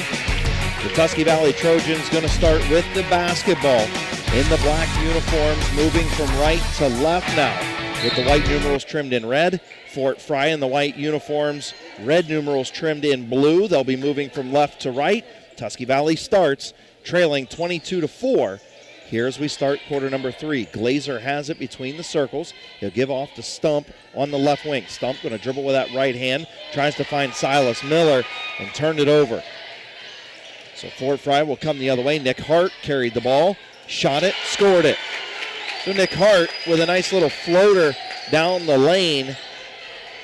And it's 24-4. Silas Miller has it as he crosses the timeline. Here's Stotzer. Logan Stotzer rattles around the rim, no good, and going to get a foul on Jason Hall. Like you talked about, Joe, a lot of contact between Hall and Medley, and Medley absolutely got under the skin of Jason Hall right there. Yeah, he's in Jason's head, and Jason needs to relax, play his game, and don't let it get out of control. So second foul on Jason Hall as Fort Frye will bring the ball across the timeline. Here is Hart. He'll go cross court. That is Luke Huffman. Huffman for 3, shot up no good, and stolen away by Hart from Glazer. And it just looks like Fort Frye right now wanting it a little bit more, and Jason Hall just picked up foul number 3, and he's going to have to take a seat. bottom line is that was a hustle play from Nick Hart that says, I want it more than you do. Yeah, absolutely. And Jason Hall, like you said, picked up his third foul of the ball game, the second foul in less than a minute. So Fort Frye gets it in. Again, the shot clock, with no shot clock in high school basketball, that's going to definitely work against Tusky Valley. And a three-point shot with the arrow over on the other side is Kelton Fogle. He gave the little signal, and Fort Frye is up big on this one. Here's Silas Miller, going to have the shot. No good. Rebounded by Fogle, and the Cadets will come the other way, leading 27-4. 6:34 to play here in the second quarter. I really did not expect this would be the last game of the season that we'd be doing, but Nick Hart drove right down Broadway, laid it in, a Parkway quick lane drive to the basket. It's now 29-4, and Joe, if things don't turn around here pretty quick, this is going to be it for us in 2021 for basketball. Yeah, for sure. But we'll see if Tusky Valley has enough to get back in this game, as they call a foul, I believe, on Fort Frye. They do. Logan Stotzer limping around a little bit, as it was on number 4. That's going to be Luke Huffman. That's going to be his third of the game. So he has 3. Jason Hall has 3 for Tusky Valley, as they try to get the ball in bounds, and is knocked out of bounds by number 1, Nick Hart. Yeah, Nick Hart knocks it away from Glazer as Tyler Stump inbounding from the far side of the court from us on the baseline. He throws it right into the hands of number 2, Owen Brown. Brown almost took it away, and this is where those short sidelines and baselines, they definitely hurt Tusky Valley. You've got to get the ball way up over the top to get it in. There's just not room. And again, tipping the ball out of bounds was number 2, Owen Brown. No room down there to Stump have, and he's shouting out, look, I need you guys to move. Yeah, guys, he is very limited on space. The Stotzer shot is no good. Yeah, Stotzer for 3, and shot is ran down by Nick Hart. He goes behind the back. Nice pass right there by number 3, and a tip in by Nick Hart. Nick Hart averages 18 points a game for a reason, and he's a good-looking ball player, and he's 100% hustle. As Glazer going to drive the middle of the lane, shot up off the rim, no good. Rebounded by Fogle at the other end, and it's 31-4. Hart off the front of the rim, no good. Ball's batted out of bounds, and it's going to head over to Tusky Valley. Cody Robinson and Connor Newsom going to check in for the Trojans with 5:43 to play here in the third quarter. And Joe, time's ticking.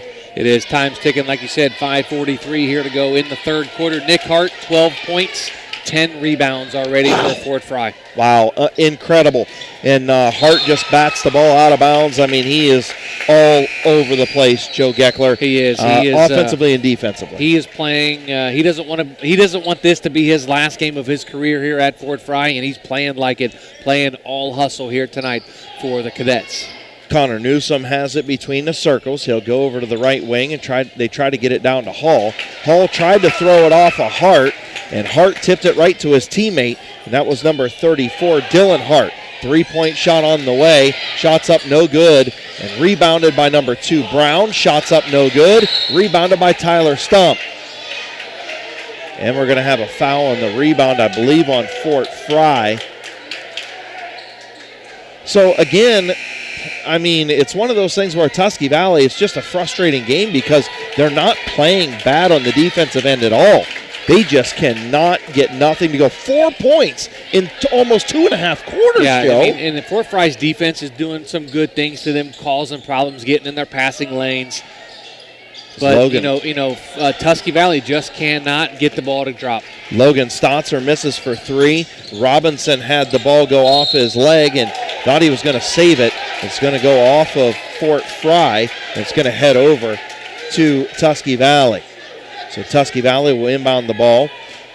Head coach Eric Henniger talking to the officials. Yes, Adam. Anybody wondering how that wasn't a kickball? Yeah, because his foot was planted on the ground. Oh, I got you. Okay, I'm clear at the other end. Yeah, if your foot's planted on the ground, it's not considered a kick. If it's elevated in the air, it's a kickball. Cody Robinson just shot a 3-pointer from the left wing and caught nothing but air. One basket by Tusky Valley in this ball game. I'm stunned. Yeah. I just am absolutely flabbergasted at this one. Joe Geckler, I don't even know what to say. I don't either, but Tusky Valley, they're still playing hard. They're trying, guys, and they're going to get back in this game. I have a feeling 31-4, 4:46 to go here, third quarter. So Fort Frye will bring the ball across the timeline. This is Nick Hart. Hart has it. He goes down low. He finds the number 34. That is Dylan Hart. And Hart was munched but then fouled. So Dylan Hart going to go to the foul line. That's the second foul on Nathan Glazier here tonight. Looks like he got a lot of the ball there. They did call it a foul. As Medley got, that was Hart. Hart. That was actually, he got blocked the first time, got the ball back, and then got fouled on his second attempt. So Hart at the foul line. First and second free throws for Fort Frye, and he splits the pair. So the first two free throws, again, in the second half for Fort Frye, and Fort Frye remains 3 for 6 from the foul line at 50%. Glazer has it. He'll find Stump on the low block. Stump goes off the glass. Still cannot get it to fall, and Fort Frye recovers. Still full court man-to-man pressure now by the Tusky Valley Trojans, and they will turn them over there. So I believe that is the second Fort Frye turnover, Joe. Second in the half, and number 8 on the ball game for the Cadets. I just am amazed at how the Tusky Valley Trojans they're getting good shots, they're getting good looks, they're getting good drives. They just can't get it to go down. And checking in now, number 10, Dawson Williams for Tusky Valley, trying to find a spark, trying to find something. Is Glazer going to shoot for 3? Bang. He rattled around the rim, and the first bang of the night was Nathan Glazer for 3, and it was much needed for Tusky Valley. Maybe that will break the seal, so to speak, as Tusky Valley trails 32-7. With 3 minutes to go, a little over 3 minutes and some change here in the third quarter. A lot of pressure by Silas Miller, and take a trip to the sidelines, Adam Saweski. Adam, you know that when you're guarding a guy like that and you're applying a little bit of bumping and a little bit of pressure, a little bit of hand checking, the official's only going to allow so much. Absolutely, but I'll tell you one thing. I don't think the fouls are that. Coach Seitz is really using the bench right now. I don't think fouls are that bad of an idea because they're going to have to lengthen this game into the fourth quarter. Yeah, I mean, I agree with you. And there's a tip by Stotzer in the backcourt, so Logan Stotzer trying to get it to go. But you don't need your key guys to get fouls here. Silas Miller's a starter. You don't want him to foul out.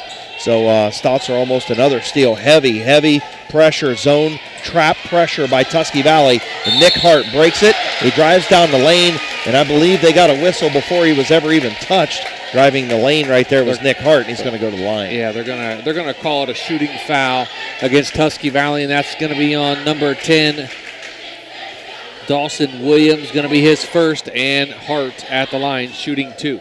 Hart rattles the first one around the rim and in. So Nick Hart, again, a 69% free throw shooter. Shoots at 41% from the floor. The 6'2 senior rattles the second one around the rim, but Medley going to get that one. Ball's on the floor. Hart picks it up. Nice hustle play by Medley to get the offensive rebound, and now Hart threw it away right into the hands of the Tusky Valley Trojans. That was number 2, Colton Kohler, as he gets the steal. Here comes Logan Stotzer. Stotzer pulls up. Jumper rattles around the rim. This is unreal. Good. This is unbelievable. 33-7. I'm going to wake up and I'm going to have to start my day over because I think that we're all dreaming here. Yeah, I just haven't seen a team go this cold in a long time as the shot goes down from Casey Brooker. And it's 35-7 with 2:30 to play in the third quarter. Glazer has it.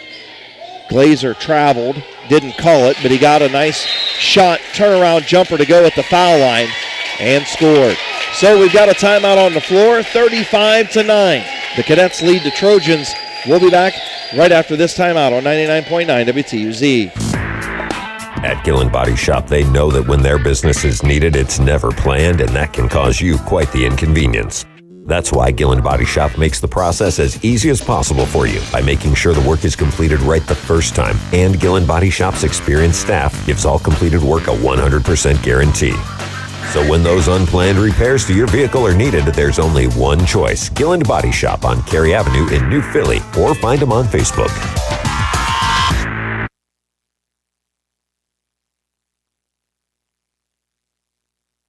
Beverly, Ohio, Fort Frye High School. Let's take a trip to the sidelines, brought to you by Dr. Nathan Springer and Adam Soweski. What did Coach Seitz have to say? Coach Seitz was telling the team they're setting up trap pressure now. They want to make sure they're trapping the ball at every chance they get. They're going to start trying to cause more turnovers. And that's exactly what you've got to do when you're trailing 35-9 with 2 minutes to go in the third, but you can't give up a fast break the other way, and the Trojans almost did. He absolutely shuffled the feet right there. As Hart has it between the circles. He'll back up towards the midcourt stripe. He'll give it off on the left. Hart gets it back, top of the key. He'll ball fake, try to drive the lane. He'll kick it back out to Fogle. Fogle on the left wing, nearing that student section of Fort Frye as we fall under 2 minutes to play. And going to get a foul right there on number 10, Dawson Williams. It's going to be his second. So Williams will get the foul, 6-team foul. So for Fort Frye the rest of the way, they'll be shooting at the charity stripe. Cooper Seitz checks in for Tusky Valley. Again, just trying to find that spark as they trap. Fogle tried to drive the lane. He's triple teamed. Has the ball stripped away, and now they'll call the jump ball. Jump ball will stay with Fort Frye with 1:44 to play here in the third quarter. Again, Tusky Valley just cannot get a basket to go down. Fort Frye playing very well, Nick Hart especially. As Hart and they throw the inbound pass right out of bounds. That was Fogle. He wanted to get the students involved. Oh, he did, yeah. Well, Nick Hart just went the wrong way. Yeah. And Fogle throws it out of bounds. Turnover by Fort Frye, their fourth. Tusky Valley only one turnover here in the second half. As Silas Miller will bring the ball across the timeline. He'll cross it over to the left hand. He'll give off to Seitz. They'll swing it around. Robinson has it. Robinson for three. Shot up off the rim, no good. And Silas Miller almost had it. Here comes Nick Hart. Nick Hart down the lane. And a good body control Parkway quick lane drive to the basket for Nick Hart. And it's 37-9.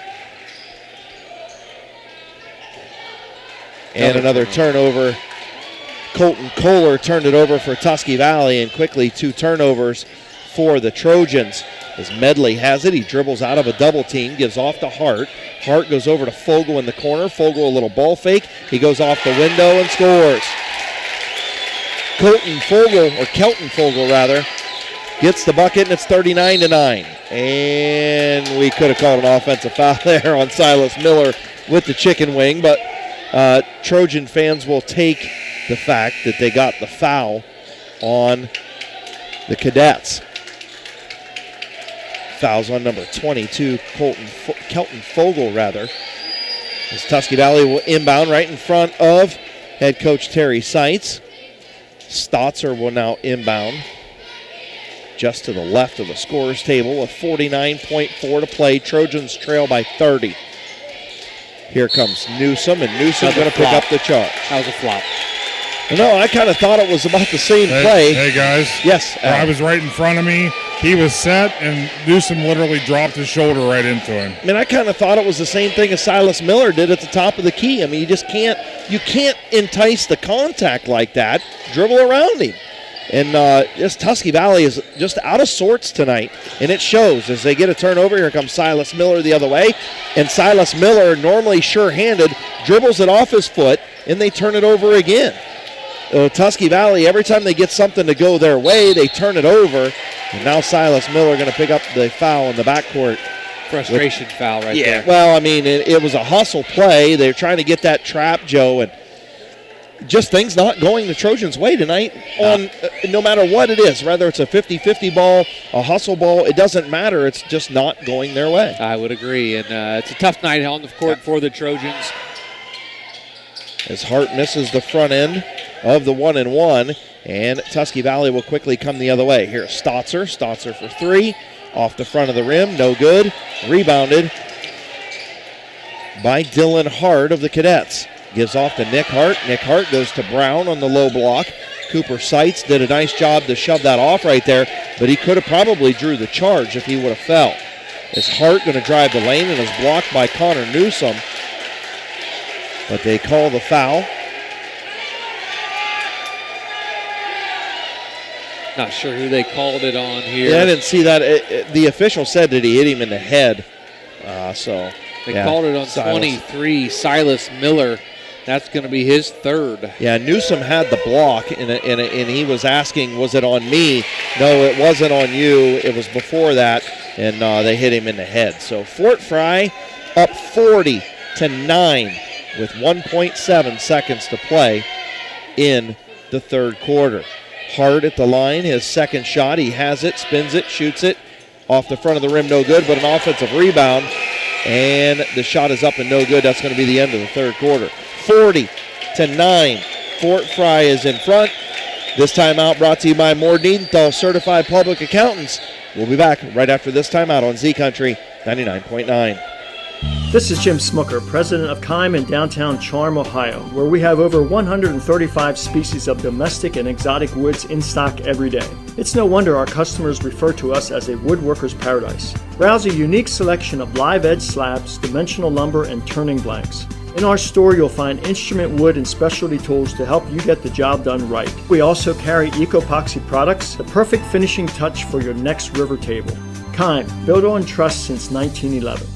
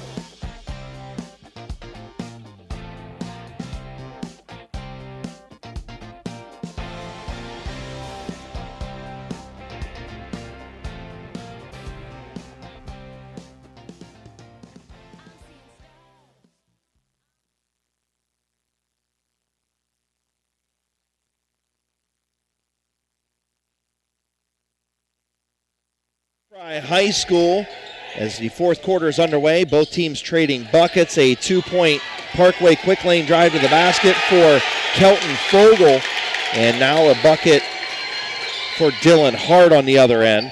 Nathan Glazer had a three-pointer for Tusky Valley. As now Tyler Stump gets one underneath, and the shot off the window. 44-14 with 7:19 to play in the ball game. A 30-second timeout. We'll keep it right here. And Joe Geckler, 14 points. I figured this is what Tusky Valley would have at the end of the first quarter. Yeah, I don't think any of us expected this coming into the fourth quarter. Tusky Valley trailing 44-14 here at Fort Frye.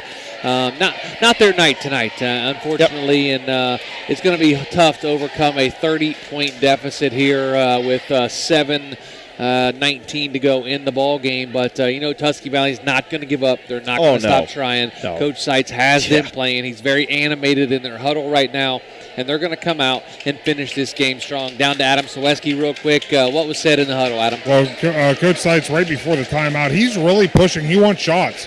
He's wanting them to fly back down the court. It doesn't matter what Fort Frye does. He wants shots at this end. That's all he's worried about right now because he knows they got to get points on the board or it doesn't matter. Right. I agree with you 100%. Adam Saweski, again, that trip to the sidelines brought to you by Dr. Nathan Springer. That timeout brought to you by Moore Niedenthal Certified Public Accountants. And a baseball pass to Nick Hart. Nick Hart lays it in off the window and scores. Fort Frye up 46-14. Here's a three-point shot by Tyler Stump. Is made. And Tyler Stump, the 6'3 senior, gets that one to go 46-17. Fort Frye comes the other way. A lot of pressure, looking for a turnover, steal. And now Stump gets the steal. Tyler Stump holds it down. One thing that Tusky Valley can cheer about tonight is Tyler Stump throws it down, but it's 46-19. As they'll get the shot with Medley, and thought Stump had the ball there, but No go as Medley will go to the line. Braden Medley, the 5'11 senior for the Fort Frye Cadets. The foul's going to be on Jason Hall. That's going to be number 4 on the senior. Yeah, Jason Hall, the senior tonight. Also, Tyler Stump, senior. Nathan Glazer, senior. Cooper Seitz, a senior. And Caden Wirtz, the seniors for the Tusky Valley Trojans. Playing in their final game here tonight, 46-19, 47-19. As Fort Frye, Medley gets both to go down. 5 for 6 from the line. Or 5 for 7, rather, in the second half. As a three-point shot goes down. And I believe that was number 1, Jack Ritterbeck. Jack Ritterbeck gets the three-pointer to go down. It's 47-21 now. Fort Frye in control, and they're going to throw it away. So Fort Frye starting to make some mistakes, although they still have their starting 5 on the floor. Up 47-21. Stotzer gives off to Glazer. Glazer between the circles. He's going to spin. He's going to shoot for 3. Shot up no good. Battling down there was Brandon Overton. And Overton thought he got the steal right there, but I think they're going to call a foul on Overton. No, they're not. No, that's going to be a Fort Frye foul. Took the ball right away from him. All right, so Brandon Overton, the 6'1 junior, in. He gets the steal and the foul. And Ritterbeck turned it over in the corner. So another turnover for Tusky Valley. I have him for 6 here in the second half. So Fogle will come the other way. He'll give off to Brown on the left wing. Brown to Fogle in the corner, being double teamed down there. And they had a foul. Or a timeout, rather. Yep. So Owen Brown with the timeout, and we'll take a 30-second timeout with him. Cadets lead 47-21, 5:44 to play. We'll be back right after this on 99.9 WTUZ. Wood Electric has been trusted with all of your electrical needs for over 30 years. They are the place to call for residential, commercial, and industrial work. Wood Electric is available 24 hours a day and ready to help with any electrical problem, outage, or installation. Wood Electric, serving Tuscarawas County and beyond since 1988. Like Wood Electric on Facebook or find them online at woodelectric.net.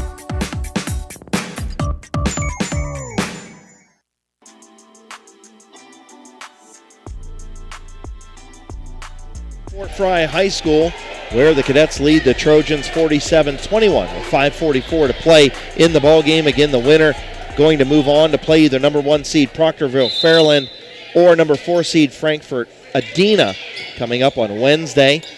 As Hart has the ball in, Tusky Valley still playing that pressure defense, trying to make something happen. This team, head coached by Terry Seitz, not going to quit by any means. Doesn't matter, they will play from buzzer to buzzer. So Hart will drive the lane. Shot up off the window, no good. Ball's batted around, and Hall has it. And now they're going to call a foul on Medley. And that might have been the easiest foul that Fort Frye has had all night. Is now 5 team fouls, second foul on Medley, 15 foul. 10 for Tusky Valley. As Nick Hart took the ball to the hoop on that last play, went down to the ground hard, was up talking with the official, and the official said just pointed down to the other end of the court. Yeah, go. Nice rebound right there by Glazer off the missed shot by Hall. And we'll actually have a foul on that rebound attempt, and it's probably going to be on Glazer. So 2-shot foul now, 2 shots the rest of the way for the Cadets. Actually, that foul was on Cody Robinson. That's going to be his 3rd. Cody Robinson, a 3rd foul. As Hart at the line, he'll shoot the 1-and-1 off the front of the rim, no good. If that's one thing Nick Hart doesn't do very well, is shoot free throws. Yeah, shoot free throws. Actually, if you look at his statistics, he doesn't shoot the three-pointer well either. But nonetheless, he only shoots 23% from three-point range. But, man, does he look good here tonight. As Tusky Valley will come the other way. Here's Robinson. Shot up, off the rim, no good. Got his own rebound, will drive the lane, and is fouled. So Cody Robinson still out there fighting for the Trojans, as going to get a wholesale troop of changes for Tusky Valley with the 5 minutes, right at the 5-minute mark of the fourth quarter. 48-21, Robinson at the foul line. First foul shots in the second half with Tusky Valley, and the first one is up and good. Checking back in, Tyler Stump.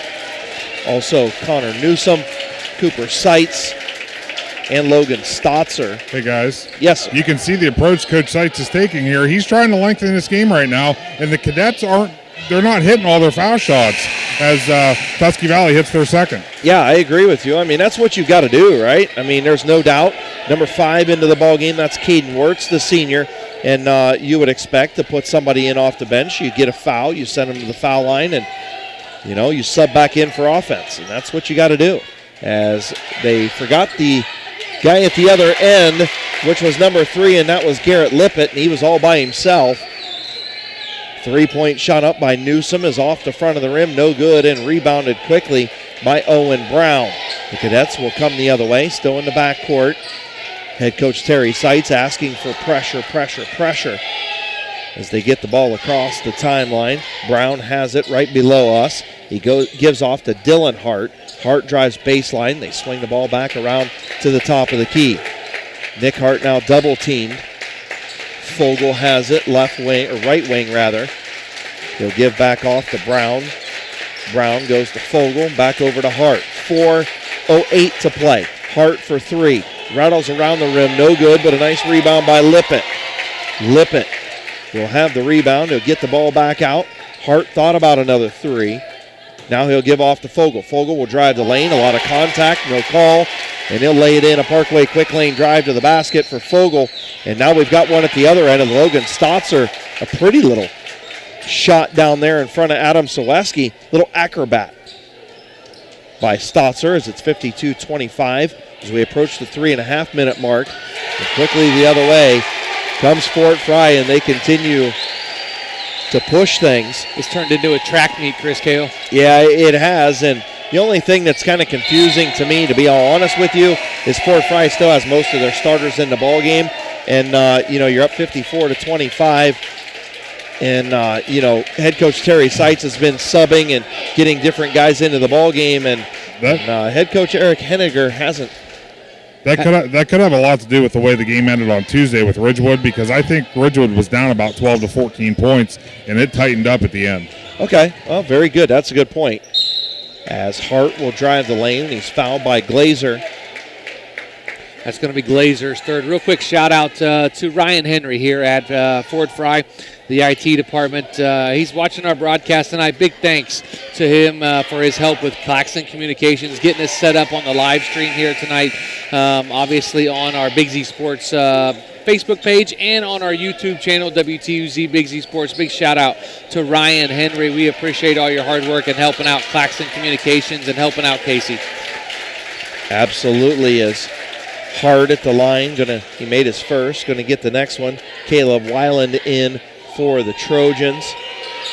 Checking in for Jason Hall, and the second shot is up and no good by Hart, but he chased it down, and he drove down the lane and scored. Nick Hart is a good basketball player. He has a lot of heart, goes along with his name, and a lot of hustle. No pun intended.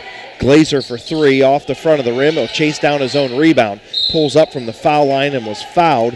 He'll go there. I believe that foul going to come on number 44, Casey Brooker. So 2:59 to play, 57-25. And some of the Tusky Valley fans not happy with the fact that those starters are still in the ball game. Is Glazer going to score? Nathan Glazer hits the first one from the line. Tusky Valley 3 for 3 here in. Yeah, you're up 32 and your starters are in. I'm not sure if... I agree with what Adam said, but at this point with 3 minutes to go, I think you can probably call this one. And, that's where Tusky Valley's fans a little upset. Sure. And head coach Eric Henniger, as Hart will come the other way. He'll drive right down Broadway. Shot up off the rim, no good. Rebounded by Fogle. Fogle will go off the glass and scores. So Kelton Fogle will score now, as Glazer will come the other way for Tusky Valley. Ball swatted out of bounds. 59-27. 2:38 to play. And now one sub in, Braxton Brown, the sophomore, will sub in for Nick Hart. And Nick Hart getting a standing ovation, and a well-deserved standing ovation. What a ball player that kid is. As Jason Hall will run that one down. And he has it. He'll give off to a sliding Caden Wirtz there. Wirtz gets it back. Wirtz losing the footing. He'll give off to Hall. Hall, right wing. Thought about the three. Gives off to Cooper Seitz. Back to Glazier. 2:18 nice to play. Pass. Hall finds it off the glass and scores. Parkway quick lane drive to the basket. Jason Hall goes off the window. With 2:15 to play, it's 59-29. And I think that's going to, well, I don't know if head coach Terry Seitz going to sub out his guys or not. Don't know if Fort Frye will either.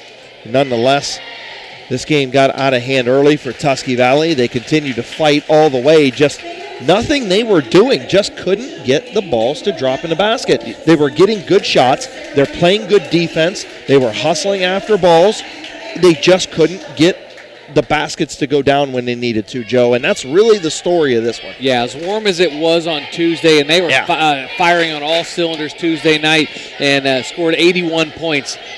They're as cold on the court today as it is outside compared to last Tuesday. I mean and it's a cold shooting night for the Tusky Valley Trojans, and that's really what did them in here tonight. Yeah, it was nothing that anybody else did, but what they didn't do, and I kind of said that earlier as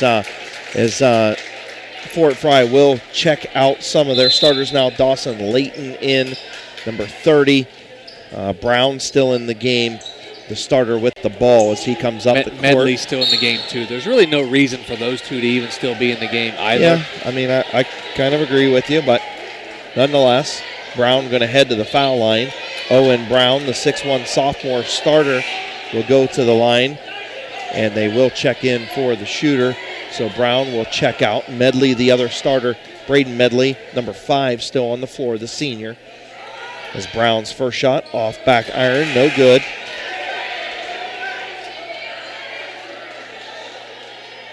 So Fort Frye right now is 7 for 12 here in the second half from the foul line. Second shot from Brown is off the back of the rim and no good. Medley with the offensive rebound. He was triple teamed, and they will call the turnover. Offensive foul. Oh, they did call. Was it an offensive foul or was it a travel? Player control foul. Terry Seitz not happy down there on the sidelines. Adam Saweski, what is Coach not happy about? Yeah, that's what I'm trying. He's trying to get an explanation as to what exactly happened down there, and I don't think that the official was giving him much explanation at all. Okay. Well, thank you very much for that. As the final starters checked out now for Fort Frye. Wirtz will drive down the left side of the lane. Kind of a wild shot goes up, no good. Rebounded by Fort Frye. Tusky Valley still pressuring, still fighting with 1:53 to play in this one. Trying to play keep away now. Tyler Stump has it, and he was fouled. And number 12, Ethan Dusky. Dusky, the 5'9 sophomore, will pick up the first foul for him. 1:49 to play, 59-29. As Tyler Stump will head to the line. Joe, when you start to head down the stretch, you think about those seniors. Tyler Stump, the 6'3 senior, he's at the line right now, playing in his final game in a Tusky Valley uniform, as well as Jason Hall, the senior, Nathan Glazer, the senior, Cooper Seitz, and Caden Wirtz. And looks like now all the seniors on the floor. Actually, Stotzer checks in. He's going to check out Nathan Glazer. And Weiland going to check in for the shooter after Stump shoots the first one and makes it. Tusky Valley 5 for 5, bright spot there from the foul line here in the second half. As they'll take shot number 6, and it's good. 59-31. As Weiland will check in, and Tyler Stump gets a big round of applause as he will sit down for the final time in a Trojan uniform. So you just start to think about that, Joe, you know, and what it means to play in your final game. And not the way that they wanted this one to end. Yeah, it's a tough way to go out, but I've said it before, is that there's only 4 teams in high school basketball that finish the season with a win. And unfortunately, Tusky Valley's season's going to end here tonight. 3-point shot in the corner is airballed by Colton Kohler.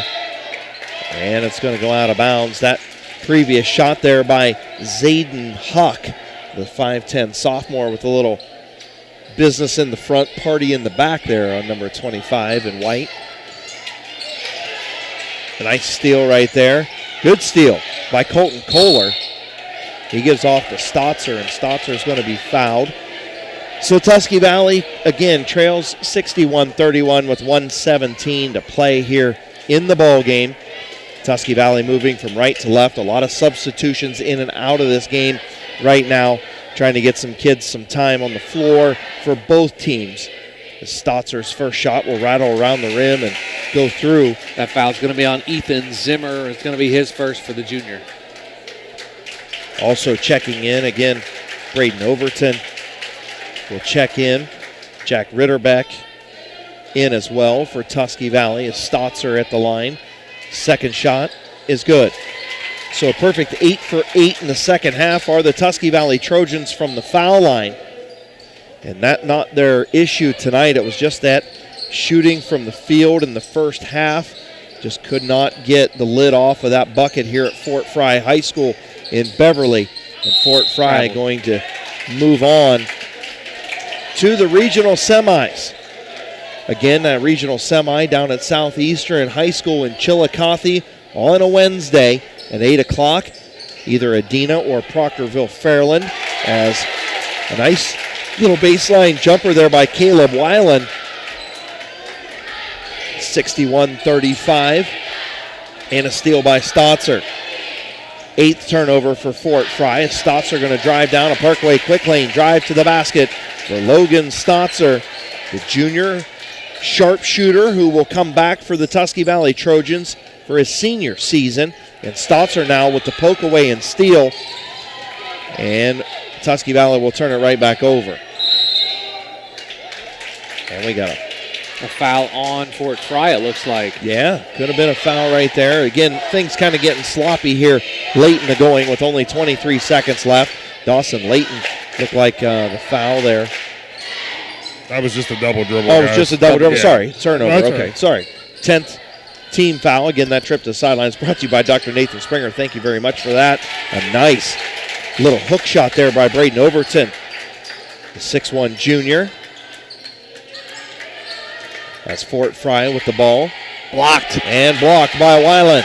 Weiland, a nice block, and now down to Kohler. Kohler with the lay-in, and the Parkway quick lane drive to the basket. They'll count it, and it's 61-41 will be your final. So the Tusky Valley Trojans will bow out tonight in Division III. Region 11, your Eastern District champions, the Fort Frye Cadets, the number 1 seed. Congratulations on a great season from head coach Terry Seitz and the Tusky Valley Trojans. We'll see if they're going to give the ceremonies going on down on the floor. We'll see if Adam Saweski is going to try and catch up with head coach Terry Seitz or just leave him alone for the night. Interesting stat to end the game in the fourth quarter. Tusky Valley won the fourth quarter. They scored 32 points in the fourth quarter to win the quarter. Obviously, the deficit was very large tonight to overcome, but they outscored them 32-21 in the fourth quarter. That could have been a huge turning point of the game if it was a little bit closer. Yeah, I agree with you 100%. Go ahead, Adam. Oh, sorry, guys. They're getting ready to start the ceremony, so... But yeah, it's rough. I'm just sitting down here watching Coach Seitz prior to this, talking to all the kids, talking to all the seniors, all the players, greeting the seniors for the season. I mean, the Trojans had a great year. Oh, there is no doubt about it. They had an outstanding year as they finish as the East District runner-up, 61-41 tonight as they fall to Fort Frye. And some of the players getting their awards down there. Pretty cool to see them come out. Jack Ritterbeck getting his medal. Connor Newsom getting his medal now. And again, you just feel for the seniors. Adam Saweski, we talk about it all the time. When things finish, it kind of guts you a little bit. Oh, absolutely. I mean, we're sitting here watching it again, and, the problem is, not taking anything away from Fort Frye because they played the perfect game tonight, and Tusky Valley just couldn't get the shots to fall, but I think the expectations were pretty high coming down here to Beverly for the Trojans, so this one might sting a little more than the ones that we've watched in the past. Yeah, I agree with you 100% there. Again, the Tusky Valley Trojans getting their district runner-up awards. We'll keep it right here while that's going on, and when Fort Frye gets theirs, we'll go ahead and step away and take our final timeout, but want everybody that's watching on our streaming service to be able to see and hear the kids that are getting their medals, as now some of the seniors getting Tyler Stump, the 6'3 senior, getting his medal from head coach Terry Seitz as they embrace at the midcourt stripe. Now Jason Hall will get his, another senior, the 6'2 senior. Silas Miller, the 6'2 sophomore. He'll return, of course, for his junior season next year. 2 more years of Silas Miller. Logan Stotzer, the sharpshooter, the 6'1 sharpshooter junior. He'll be a senior next year. And then Nathan Glazer, the 6'4 senior, the final Tusky Valley Trojan as he embraces head coach Terry Seitz. As Sean Miller will get his medal, as well as Kyle Stotzer and the Tusky Valley Trojans. So congratulations to Tusky Valley. They will finish up the season at 20-5. Terry Seitz, a great competitive, something to be proud of season out of the Tusky Valley Trojans as they get that plaque that will go in Tusky Valley High School down there. And we're going to go ahead and take a timeout now. And we'll be back. We'll wrap things up right here. Big Z Sports will be back on 99.9 WTUZ. The First National Bank of Denison appreciates the hard work and dedication area athletes exhibit to be the best they can be for their team. We follow that same philosophy with our customers, working hard to build personal relationships and making our services convenient. The First National Bank of Denison's community involvement is important to us, and we love supporting our local schools. The First National Bank of Denison, with offices in Denison, Dover, Jeanette Hutton, South Broadway, and Schunbrunn in New Philadelphia. We have our roots where others have their branches. Member FDIC, Equal Housing Lender. Hey there, sports fans. When it comes to taking care of the vehicle that transports your team, you expect it to be done with speed and accuracy. This is Phil Miller from the Parkway Quick Lane. When it comes to servicing your team's vehicle, let my team at Parkway Quick Lane deliver you the winning combination to keep your vehicle on the road and safe. If your vehicle needs to get off the sideline and back in the game, visit the Parkway Quick Lane for your next service appointment.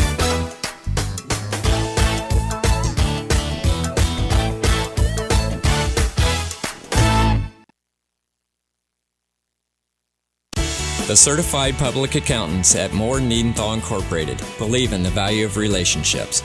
Moore Niedenthal has been in business for over 40 years in your community, helping individuals and businesses grow. Moore Niedenthal can help manage and prepare your payroll, plan your estate, and prepare your business and personal income taxes. Stop in to the new Moore Niedenthal facility on North Worcester Avenue in Dover and become a valued client today. Are you looking for a local propane supplier? TMK Valley Propane would like to offer you our hassle-free guarantee. We can provide you excellent service with automatic fill options, budget plans, and easy delivery. Let TMK show you how we take the hassle out of your winter heating needs. Give us a call today for a free site evaluation, 330-897-3911. All the way with TMK, service with a personal touch. Dr. Nathan Springer is in the business of making smiles, specializing in braces and Invisalign for children and adults. Dr. Springer provides smiles that can be recognized anywhere. Just look at the winning smile on some of the players. Compliments of Dr. Nathan Springer Orthodontics. Hey, that smile of pride on the face of mom and dad might be from Dr. Springer too. Dr. Nathan Springer Orthodontics, in the business of making smiles, at 107 Ray Avenue Northeast in New Philadelphia. Ladies and gentlemen, may I have your attention, please? If you are unsatisfied with your auto, home, or life insurance provider, then you, yes, you need to call Wallace & Associates for your free insurance quote or consultation. That's Wallace & Associates Insurance Agency, located in Bolivar, Ohio. Call 330-874-7117. I repeat, 330-874-7117. McInturf Realty and our top producing agents have been serving the residents of Tuscarawas County and surrounding areas for the past 28 years. We live, work, and play here, and we take pride in being your hometown agency. It's our promise to treat you the way you want to be treated. So make the call to McInturf Realty at 330-364-SOLD or visit us online at McInturfRealty.net. This Division III Region 11 District Championship game live stream presentation of the Tusky Valley Trojans and the Fort Frye Cadets has been provided in partnership with the Fraternal Order of Eagles number 2264, WTUZ Big Z Sports, and Claxon Communications. Our wish, if you were unable to attend tonight's contest, you feel a part of all the action. Enjoy the game and go Trojans! Welcome back to Fort Frye High School, where tonight the Fort Frye Cadets, they win the East District Championship 61-41 over the Tusky Valley Trojans, and they will again travel to Southeastern High School in Chillicothe to take on either Adena or Proctorville Fairland in the regional semifinal coming up next week. So looking at some of the team stats before we announce our McInturf Realty player of the game tonight.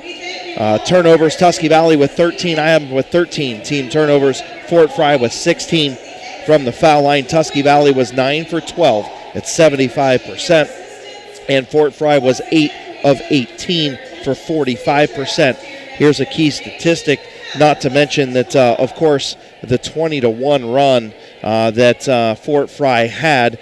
They out-rebounded the Tusky Valley Trojans tonight, 37-17. You don't see Tusky Valley get out-rebounded, Joe Geckler, like that very often, especially by a smaller team. Yeah, absolutely. And, it's one thing that this Fort Frye team did. They hit the glass hard, and they were consistent with it, and they were very physical here tonight.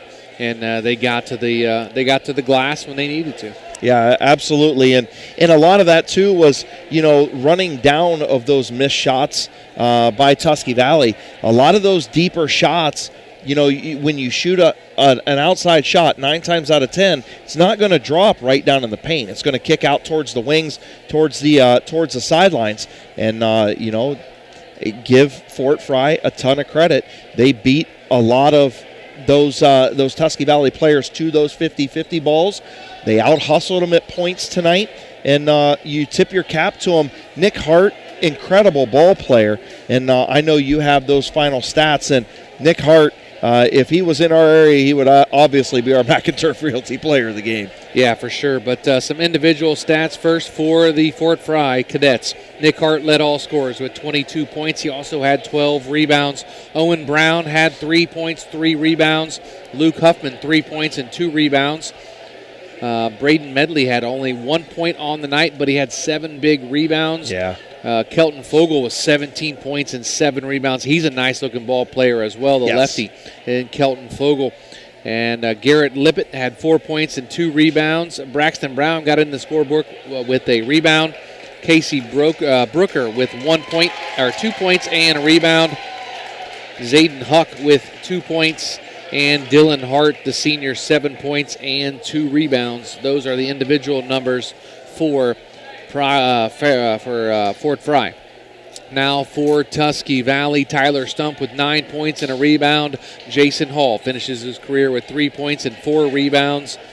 Logan Stotzer had 6 points and a rebound. Silas Miller did have 5 rebounds off of a scoreless night in the point category. And Nathan Glazier with 12 points and 4 rebounds. Cody Robinson had 3 points and 2 rebounds. Jack Ritterbeck had 3 points. Connor Newsom with 2 rebounds. He was held scoreless here tonight as well. But then Colton Kohler off the bench with 2 points, Braden Overton with 2 points, and Caleb Whelan with 2 points as well here tonight for the Tusky Valley Trojans. All right, well, thank you. We'll take one final trip to the sidelines and talk to Adam Sawecki and his co-part for a couple more days, and Chandler Sawecki. Adam, your final thoughts, of course, brought to you by Dr. Nathan Springer. And, I'll tell you what, Tusky Valley really, they battled hard all night. They played really well defensively all night long. They just couldn't get shots to go down when they needed to, and that was a difference in this one, period. Oh, absolutely. I was just talking to Aaron Stump. It's just one of those nights. And I said, the sad thing about it is they shot 66% on Tuesday night. You see it in high school. You see it in college. You shoot it in the NBA. Sometimes you shoot yourself out of the next game. And I think that had a lot, like you said, you get that first one to go down, even if they're down 6 or 8, get things rolling. Things just couldn't get rolling. There was no momentum to have, and you hate to see it come to an end at the district championship when things look kind of promising. But you know what? It's still an outstanding season for the Trojans. Oh, absolutely, an outstanding season. And if you're just tuning in, we'll get you off to country music here in just a few minutes. Again, Tusky Valley, they fall to Fort Frye tonight, 61-41. Just to give you kind of what we're talking about. Tusky Valley did not score till 4 minutes and 32 seconds left to go in the first half. It was 12-1. And when you look at that and you go, wow, they actually did a really good job defensively, Joe Geckler, in making sure that they kept their offense in the game, but it just couldn't happen. When you trailed 20-1 at one point, 22-4 at the half, they just could not get the buckets to drop tonight, and that was just – what else can you say? Nothing you can say, really. Offensively, they struggled. And defensively, they did all they could. They got wore down. They got tired. Offensively, they just couldn't put it in the bucket when it mattered. And that cost them the game here tonight again, 61-41. Great season by the Tusky Valley Trojans. Coach Terry Seitz has done a great job with this program the last 4 years. He's graduating some really good basketball players, but he has some good kids coming back next year as well.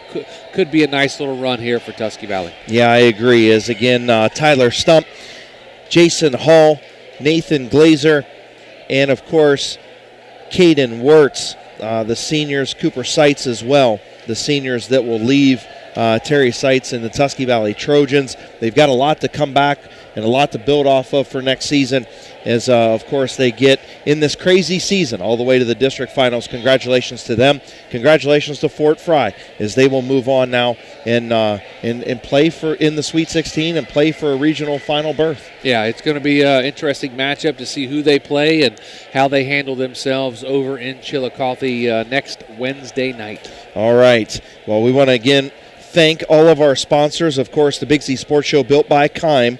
We come to you live from the Hartzler's Quality Housing mobile studio. All of our games here presented by the Gillen Body Shop. Our Wood Electric pregame show came on the air at 6:30. We had our Courtside Interviews brought to you by TMK Valley Propane. Your Wallace & Associates starting lineups brought to you all season by Wallace & Associates. Lisa Hoy, State Farm Insurance, our Facebook sponsor this season. Our trips to the sideline brought to you by Dr. Nathan Springer. Parkway Quick Lane sponsors our drives to the baskets. Our timeouts brought to you by Mordenthal Certified Public Accountants. Our First National Bank of Denison halftime show. And, of course, our McInturf Realty Player of the Game. And tonight, Joe Geckler, it's going to be our Players of the Game. 2 seniors going to get our final McInturf Realty Players of the Game here tonight. Yeah, Tyler Stump and Nathan Glazer are going to be co-players of the game tonight. Stump with 9 points, Glazer with 12 points as they both play their final games in the black and red. All right. Well, thank you for joining us tonight from Fort Frye High School for the Division III tournament action presented by Gillen Body Shop. Again, a special shout-out to Claxton Communications and Casey Claxton for bringing you the live stream tonight to go along with our audio on 99.9 WTUZ. Make sure you go check out that live stream. And for all your communication needs, make sure you call Claxton Communications. Tonight, the Fort Frye Cadets move to 20-2, and they will move on to a Sweet 16 berth in the regional semifinals after defeating Tusky Valley, who dropped to 20-5 by a score of 61-41. Again, tonight's McInturf Realty Players of the Game, co-players of the game, Tyler Stump with 9 points and a rebound, and Nathan Glazer with 12 points and 4 rebounds, both seniors for the Tusky Valley Trojans. Make sure you follow Big Z Sports on Facebook, Twitter, and Instagram, and you can always stream us online at WTUZ.com. Big Z Sports will return to the Hartzler's Quality Housing Studios next Friday night starting at 6 o'clock.